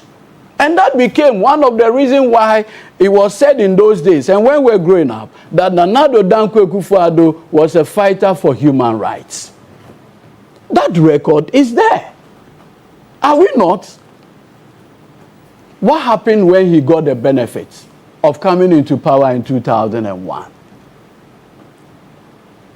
Under the writing of Nanado Dankwa Akufo-Addo, then Attorney General, what did he do? He said former President Rawlings had decided to be critical of the Kufuor administration. And for that matter, his constitutionally sanctioned courtesies as former President of the Republic will be denied him. Official records written by no other person by then Attorney General Nanado Dankwa Akufo-Addo with his signature. And with your kind permission, I just want to read. Dated September 11, 2003, Ministry of Foreign Affairs. And it reads, my attention has been drawn by the Chief of Protocol, your letter of September 10th, 2003 on this matter. The letter seeks the assistance of this ministry in the procurement of visas for members of the former President, J. Rawlings, staff, as well as extension of appropriate courtesy for his travels. Government is somehow astonished to find, however, that the former president, who uses every occasion of his travels to malign and denigrate publicly his successor as president, so and so, and therefore concluded that we will not offer you courtesy. And today, the people who could deny a former president only because of speech are pontificating right here on this platform that they are the apostles of free speech. Such hypocrisy. Who should entertain it? Even a former president could not even get the benefit under your people, and today you stand here and talk about what? Today, my brother Miracle says all of us are hypocrites. Except me. Except him. I just want us to do a reference. And we go to gbconline.com. Miracles Abuaji slams call for the release of Democracy Hub protesters. Thank you for your holier than thou attitude this morning. Which form of speech is more than the right to demonstrate? At the core of the right to demonstrate is free speech. The two run together.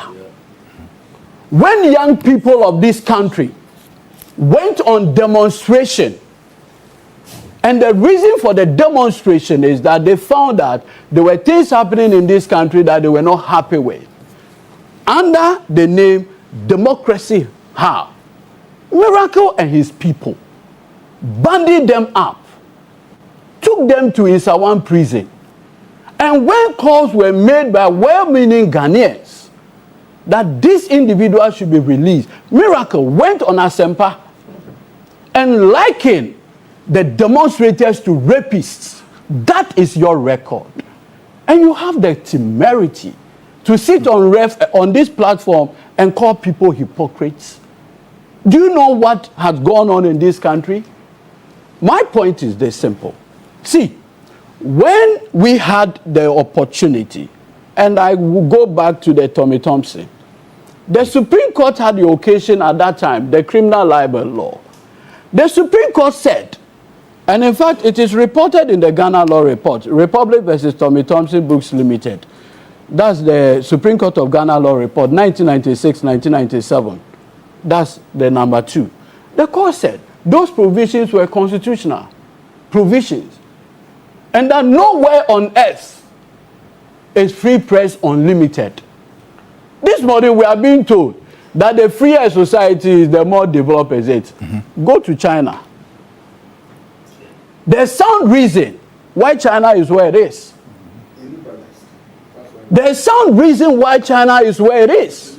2, in the United States of America, where the likes of Kofi Bento usually want us to emulate, there are laws on speech.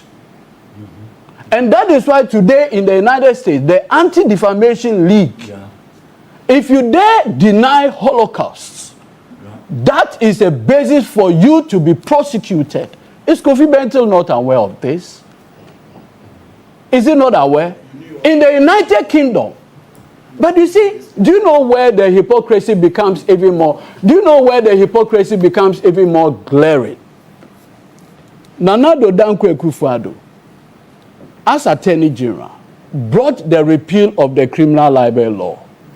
By 2008, they introduced the electronic communication law and through the back door introduced section 76(1) of 775. It's a 2008 legislation. Kofi Bento has never denied his MPP membership. He has never. But has he stated that he's an MPP? No, I'm coming. Has he ever stated that he's MPP? Oh, no. I mean, association with MPP is not a criminal organization, so defamation won't lie. Yes. But the point I am making is this. When the MPP introduced the repeal of the criminal libel law, by the time they left office in 2008, they then introduced the electronic communication, which we have condemned. I have just please, condemned it right now. So add that. Hold on. You should go they to court to have introduced the Electronic Communication Act 2008, particularly section 76 that you referenced much earlier. That same provision is not different. Yes.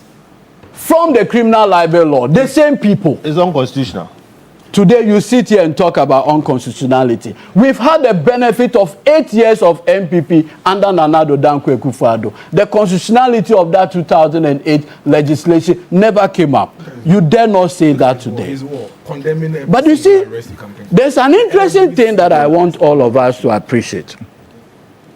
The Media Foundation for West Africa say that there have been more arrests. What is not in doubt that the Media Foundation for West Africa had to pay and smuggle Manasseh Azuri out of this country under Akufo-Addo. Please, under Akufo-Addo. That is the record. At least today, no journalists have been smuggled out of this jurisdiction. We were in this country, please. We were in this country where tax associated with the MPP walked into the studios of UTV one Saturday. Because according to them, they were attacking Nana Addo Dankwa Akufo-Addo. They were attacking the government of Akufo-Addo. At least so far, we've had a very decent conversation. Harsh critic of the government. Have you seen NDC members walk into your studios to assault people? They won't do that. So that record also to be set. But you see, I find it curious. This morning, Miracle says, oh, how come that Sami Jemfi said so and so, and for that matter, what is so and so? Please. Please. I didn't say that. That Sami at a street protest. Yes. And I heard Senior Martin even said that even when they were at Legon, they used to say that about Jerry Rawlings. Yeah. You see, Kofi Bento and Co promoted Occupy Ghana. July 2014. In that July 2014, they assembled young people. One of their songs was Kum, Mahama, Emayen. Why are you arresting people then now? Ku Mahama Emayeng. Why then are you arresting people then for this? Ku Mahama Emayeng. 2014, nobody tagged. In fact, the President himself was willing to go and receive the petition from the same people who wanted him killed. So what changed? Has anybody been arrested? Yes, the lady. Please, you see, the hypocrisy of Miracle on this platform is annoying. Why?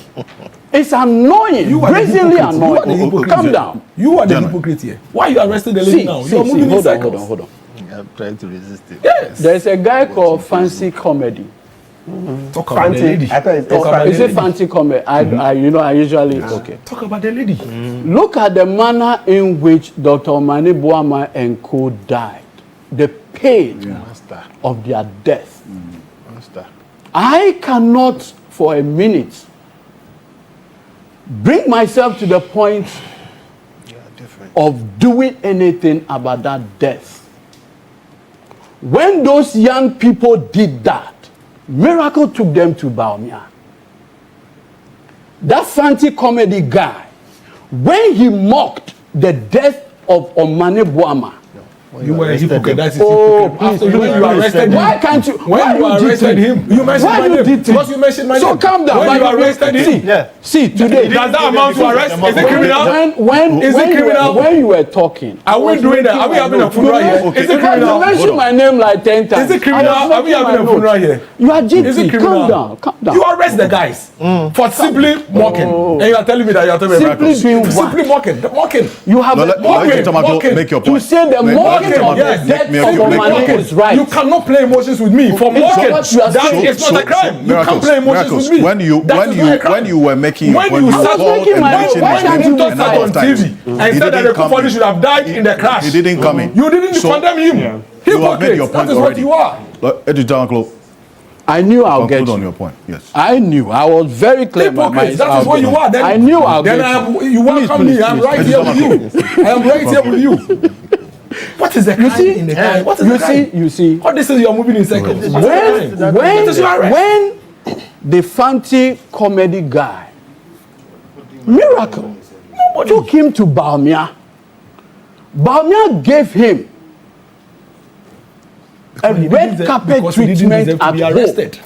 He didn't deserve to be arrested. The people who mocked to be arrested. The painful death of Omani and co. Emotions. It's not law. Dr. Mahmoud Baumia gave them a red carpet treatment at home.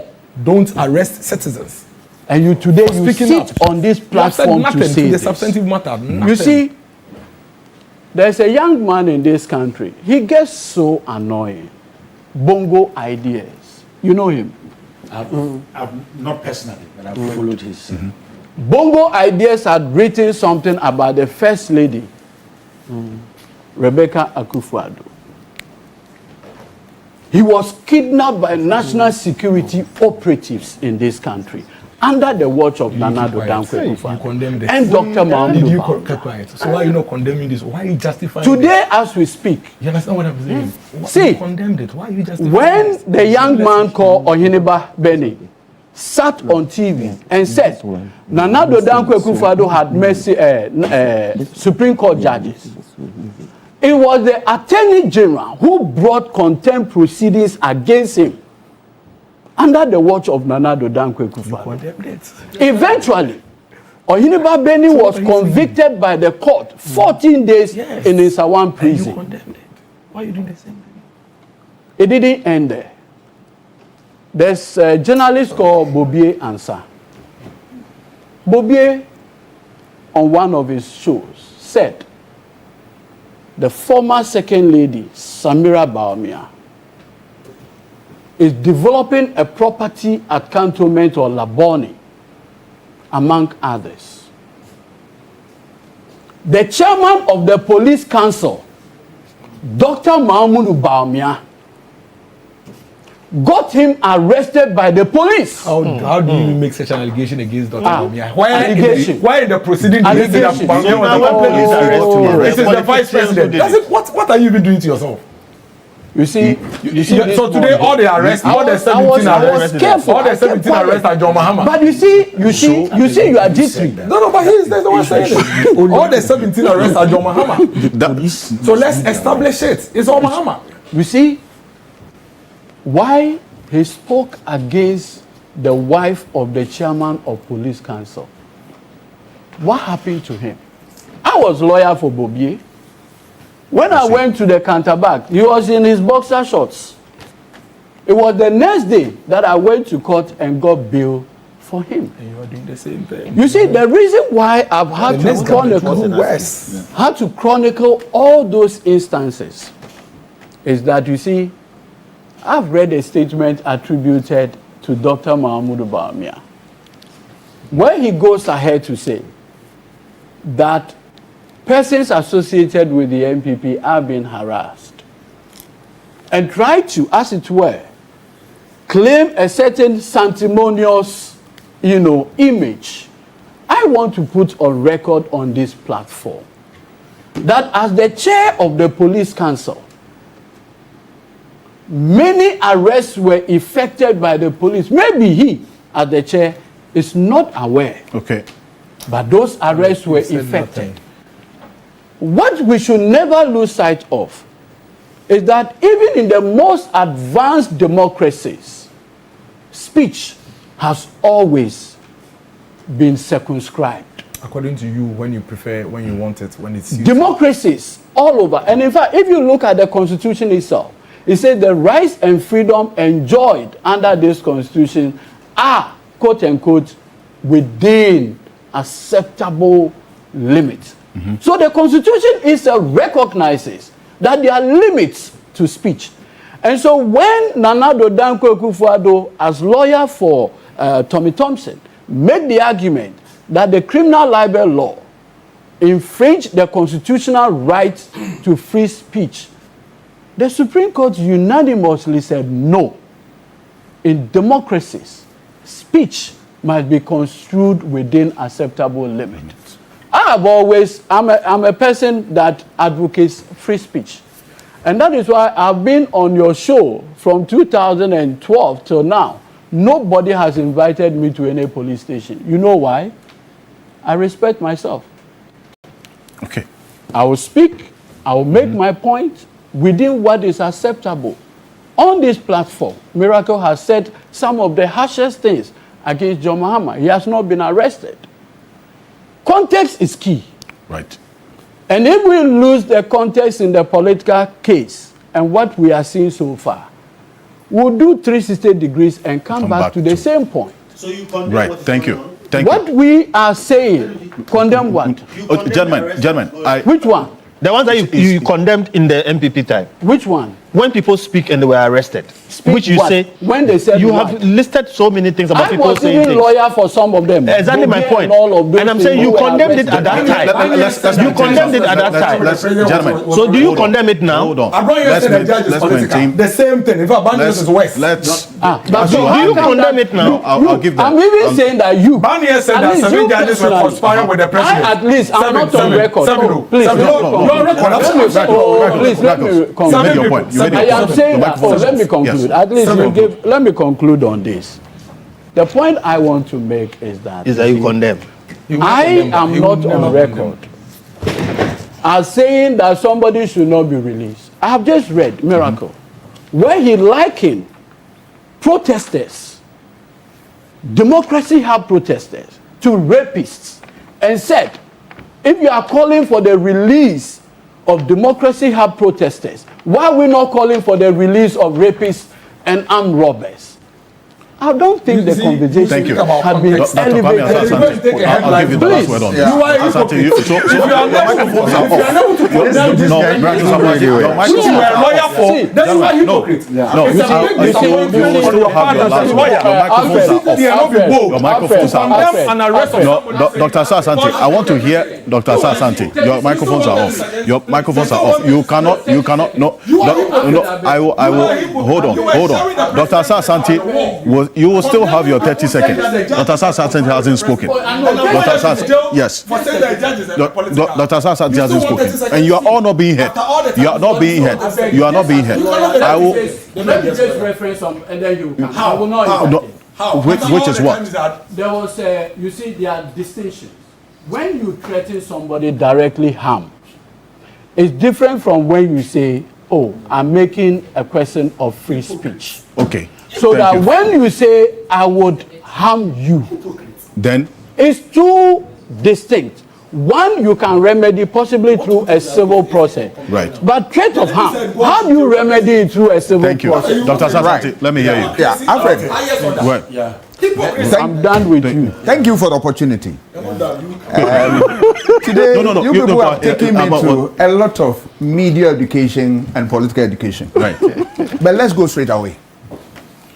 Democracy, as we all want to safeguard in this country, has tenets. And one of its tenets is rule of law.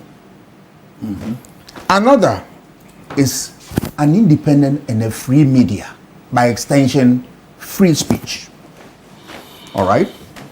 If you want to support democracy all the time, you must guard jealously against the tenets. When you allow them to slip through your fingers, democracy is gone. You become a banana republic and an authoritarian regime.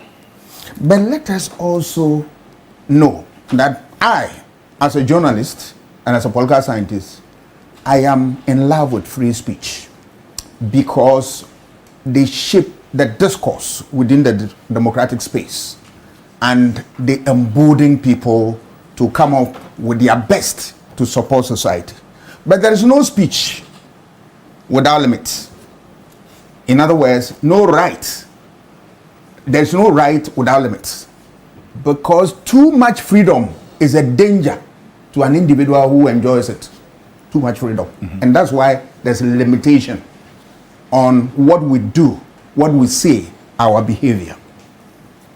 If you look at it and you want to understand the law, the lawyers will just permit me. My understanding of the law is that a law is a useful instrument to regulate human conduct. Because we know from the word go that human beings have certain negatives. We are corrupt, we are abusive, we are this, all the negatives. So how do we keep this? It's only law that will regulate this. And that is why laws are developed to regulate our conduct. Because at a point in time, when you give anybody opportunity, the person may want to what? Go above the law. So a law will serve as a guide for you. And that is why democracy what? Hinges on law. Because without it, democracy will just fall flat. All that I've seen within the political space is what I'm going to see. My observation is that people are equalizing. That this regime did this. This regime also did this. But look, even one wrong is bad enough to bring this democracy down. So equalization is not an issue that we have to glorify at all. Because one enough can collapse this country. If there is a threat, if there are certain hate speech that my senior brother also alluded to in Rwanda and all that, if we allow that, at the end of the day, we'll find ourselves at the wrong side of the political space. And that is why a law is there to regulate our conduct. So the equalization will not help anybody. At all. All right? I've also seen, and it's not new to me, hypocrisy in Ghanaian politics. Playing out within this space. All right?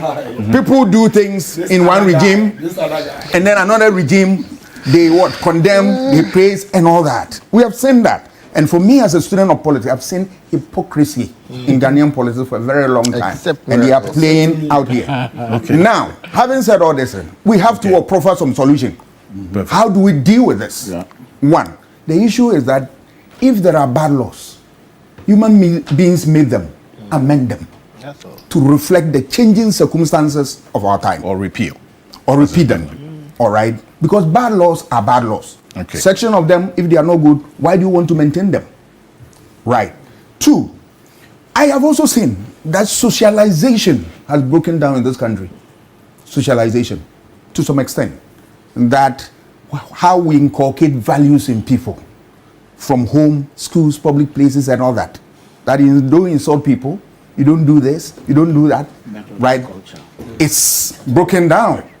So now we have hit a certain level that we expect our children, our people, to behave in a certain fashion, but we can't find it because the socialization, the inculcation of values that will make people fit for purpose in society, missing. We have to go back. I have also seen that we need to arm and support NCCE to be able to carry out education on some of these laws. Some people may jump onto the media space, TikTok and whatever platforms, and ignorantly making certain statements without knowing that there are laws that are going to regulate their conduct. As soon as they fall foul of the law, then you see them, they are hot. We need continuous education so that people will be up to speed with the laws on the land. Not only that, political parties have a duty to educate their followers, their members, about the rules of the game. Right? Yes, you can criticize. The lawyers will tell you, criticisms are nothing but the oils that grease the wheels of governance. Absolutely. Without it, it grinds to a halt. But they are what? Guided by law. If you miss that point, I'm afraid you are not in the realm of politics, but you are in the realm of something else. All right? So we should be able to educate political actors, educate their followers. Don't encourage them. Sometimes you see statements to the effect that people are encouraging people within the political space. Right? Let us shy away from that if we want to protect this democracy. And above all, we should also not give oxygen to insults and attacks and all that. For me, I say that if you insult, if you attack, I take it that you don't have the power of argument. This morning, we have seen criticisms, we have seen ideas, but there are no insults here. That is how in a democracy we operate. Thank you. Lie, Thank you very much. So when you see all these things, right, ignore people who insult. They don't have the power of argument. Yes. Because in the political space, it's driven by what? Ideas. Thank you. It's driven by what? Discussions, dialogue. And let me also say that the political parties also must stop supporting some of these activities, because the price that they pay for this is that it dents their image, it creates an unnecessary problem for them, and at the end of the day, it damages their well-being. Thank you. On the solutions note, in 30 seconds, please. So we should make no mistake. All of us agree that we must even expand the frontiers of free speech. What we are saying is responsibility must accompany what we are calling free speech. Now, I'm going to end with a text directed at you, but because you cannot pay attention to it, I got a copy. Alfred, let everyone know that over here in the UK, Europe, and America, and elsewhere, if you switch on a camera to say you will kill someone, anyone, including any public figure, and this finds its way onto social media platforms, the police would visit you. Satire is not to wish death of anyone. And then you said I should end. Thank you very much. Now, Dr. Asah-Asante, no, gentlemen, hold on. Now, I know, thank you. I have to go for a quick break. I have to go for a break. Dr. Kwame Asah-Asante, gentlemen, your microphones are off. Dr. Kwame Asah-Asante is going to take leave of us. Please, gentlemen, you are not being heard. Thank you very much. Dr. Kwame Asah-Asante, thank you so much for coming. Truly appreciate this. And we were hoping that Dr. Papa Kusindum was going to be joining us for the GN Bank conversation, but unfortunately we couldn't get through to him. Joe Jackson is going to be taking his seat now on this particular issue. Stay with us. We will be back shortly after this quick break here on The Key Point. We'll be back shortly.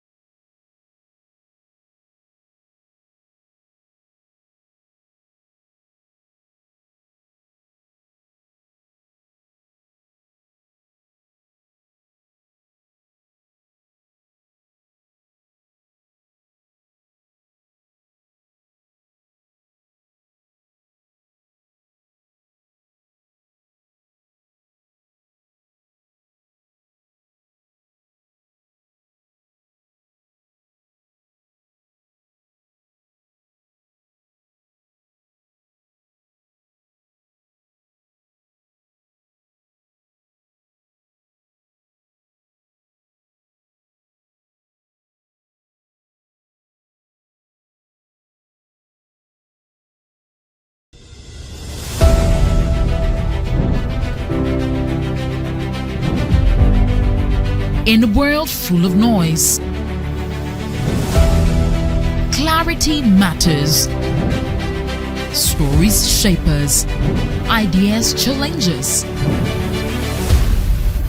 An honest dialogue moves us forward. This is a space for depth, where voices are heard and perspectives matter. Conversations with Dr. Abnanya Kwasmini, coming soon on TV3. TV3, first in news.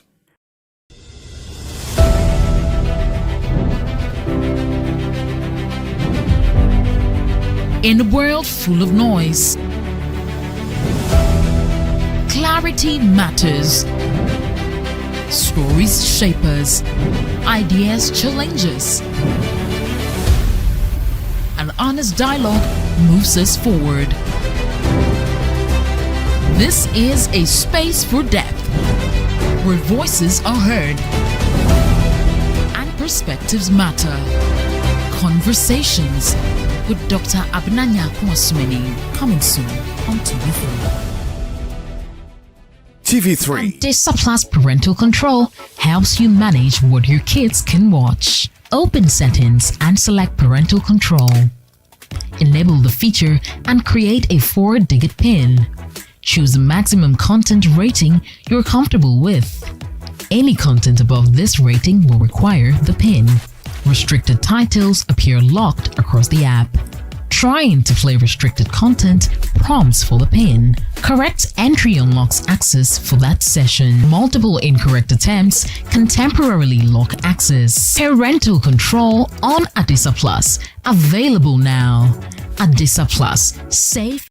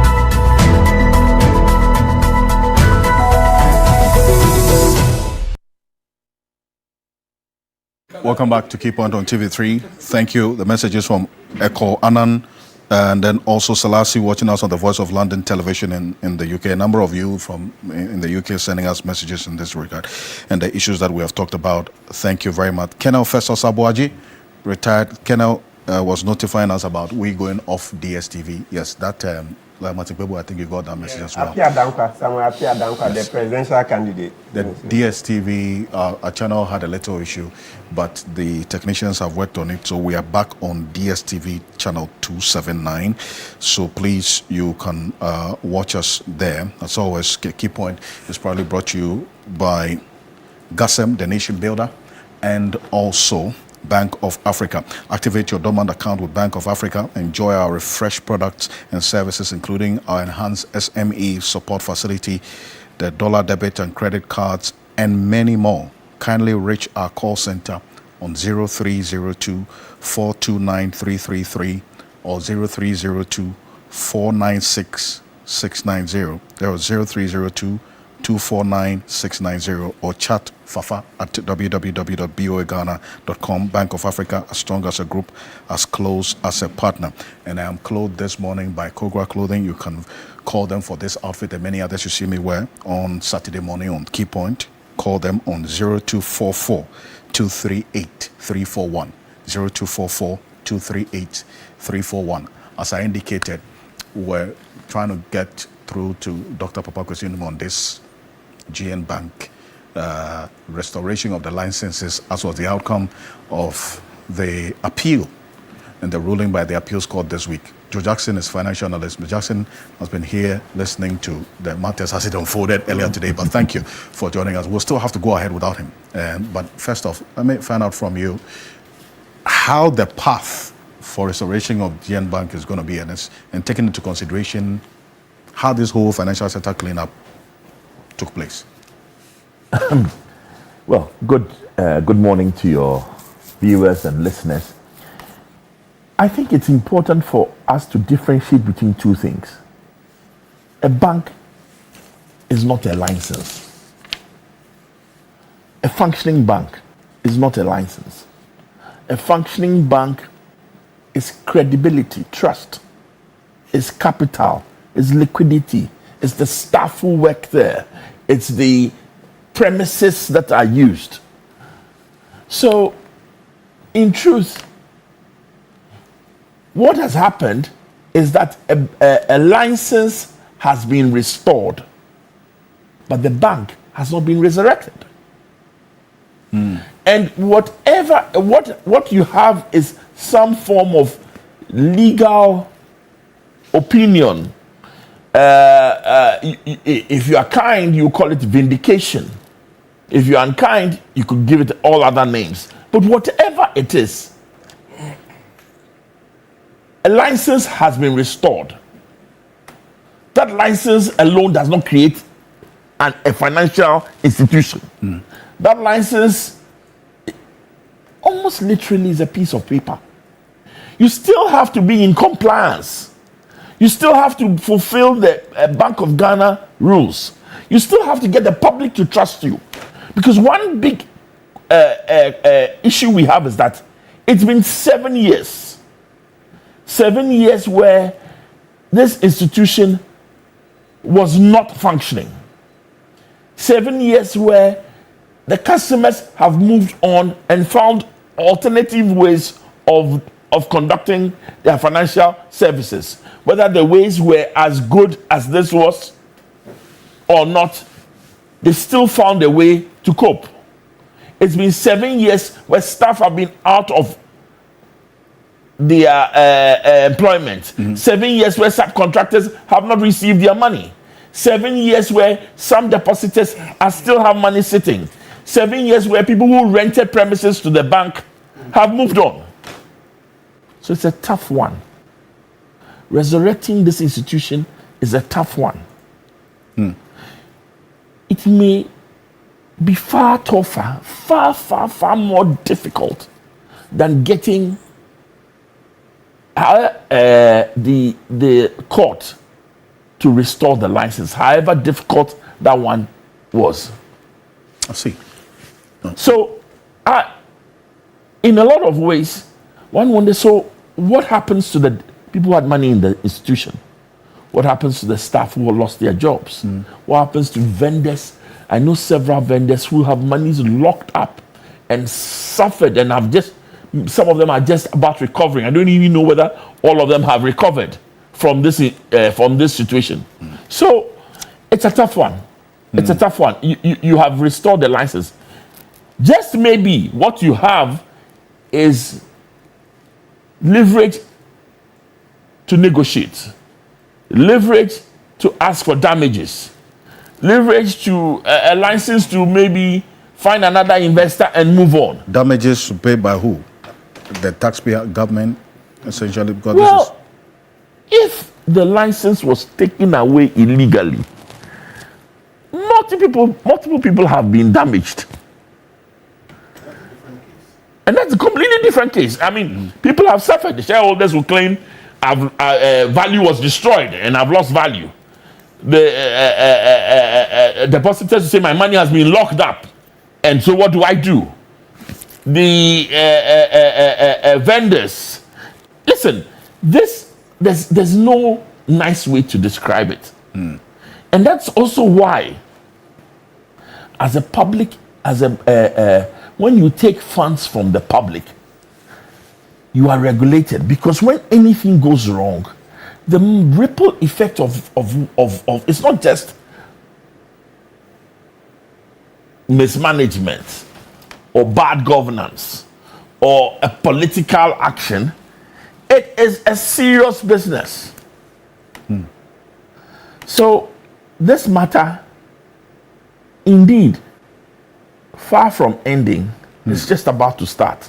And considering the fact that there are a number of other institutions whose licenses were taken who are in court challenging it, how does this particular outcome, although no two cases are the same, but how does this outcome also tell the manner in which the financial sector cleanup was carried out, the social cost that was borne with people losing their jobs, and what we are seeing now? You see, let's be clear about two things. Did we need a cleanup? Yes. Was the process, and listen, is that an unequivocal yes? Was the process that was undertaken fraught with a lot of issues? The answer there too is yes. So there's no easy way out.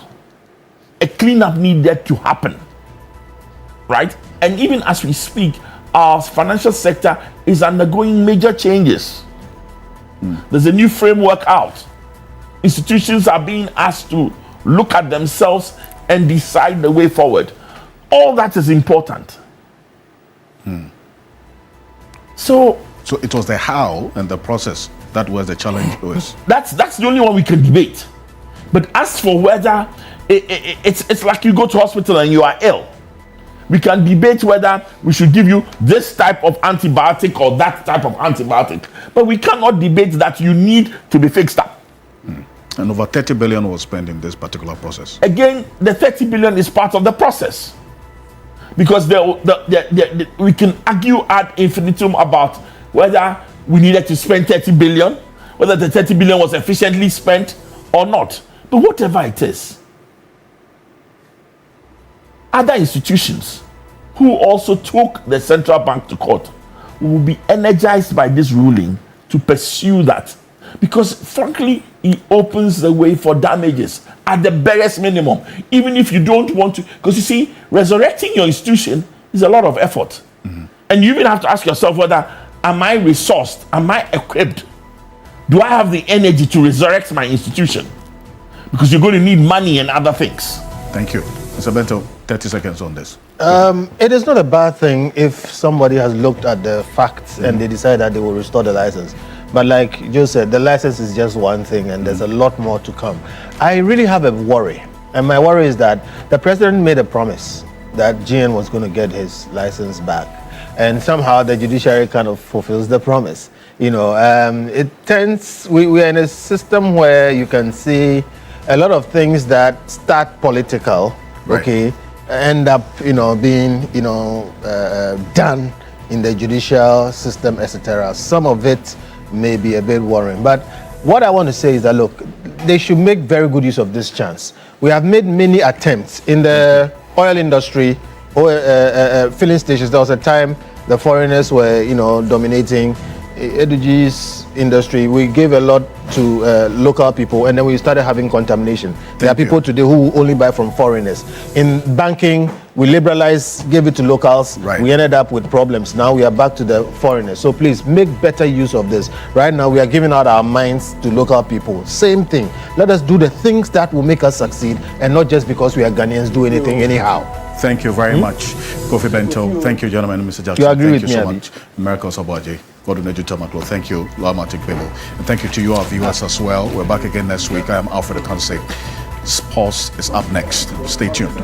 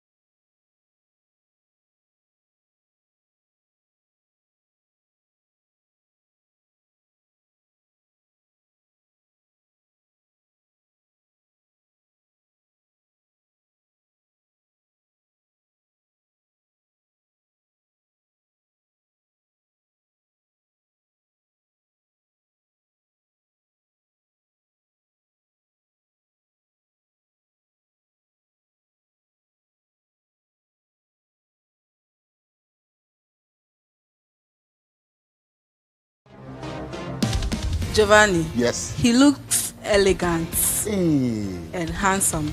He's so calm how he talks. Thank It's not you. so romantic. It's looking good. He's 10 over 10 minus nothing. Very respectful. Sir. Yeah. My ID inside. Don't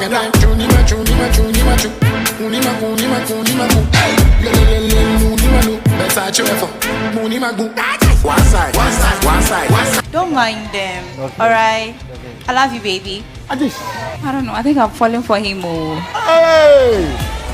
Date Rush shows every Sunday at 8 p.m. on TV3. Brought to you by Enapa Foods, Heaven Insecticide Spray and Coil. Obuasi Bitters, Numna Wumwankasa. Gold Board Jewelry. My Life Insurance. Republic Bank, Lady Fort. Jojo Carbonated Vodka Mix.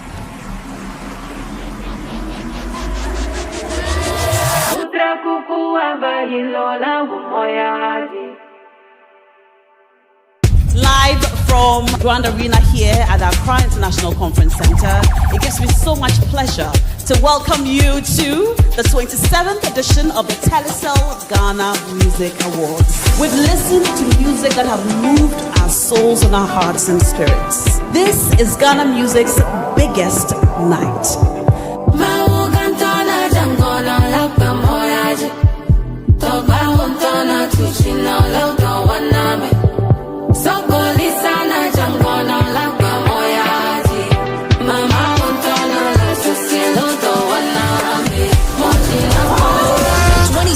Telecel Ghana Music Awards. Artist of the Year. TGMA rerun this Saturday at 9 p.m. on TV3.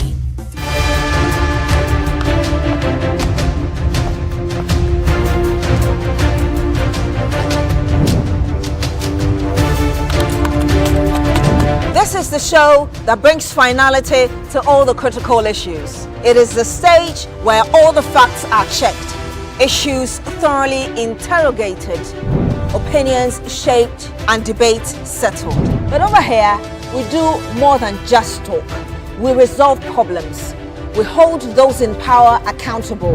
We address all the key happenings in society, from politics to health to education to everything you deem important. And we will center the voice of the ordinary Ghanaian. This is the show that sets the agenda. Agenda shows on Tuesdays at 9 p.m. on TV3. Brought to you by Bank of Africa.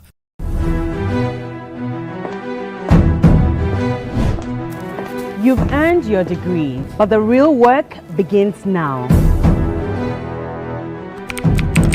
Everything is earned.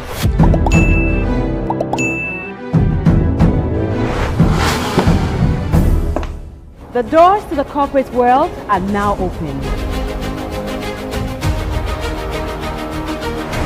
Every moment will test you. There are absolutely no shortcuts. 12 interns, 10 weeks, 1 shot. Are you ready to become an icon? Let's see who becomes the next top intern.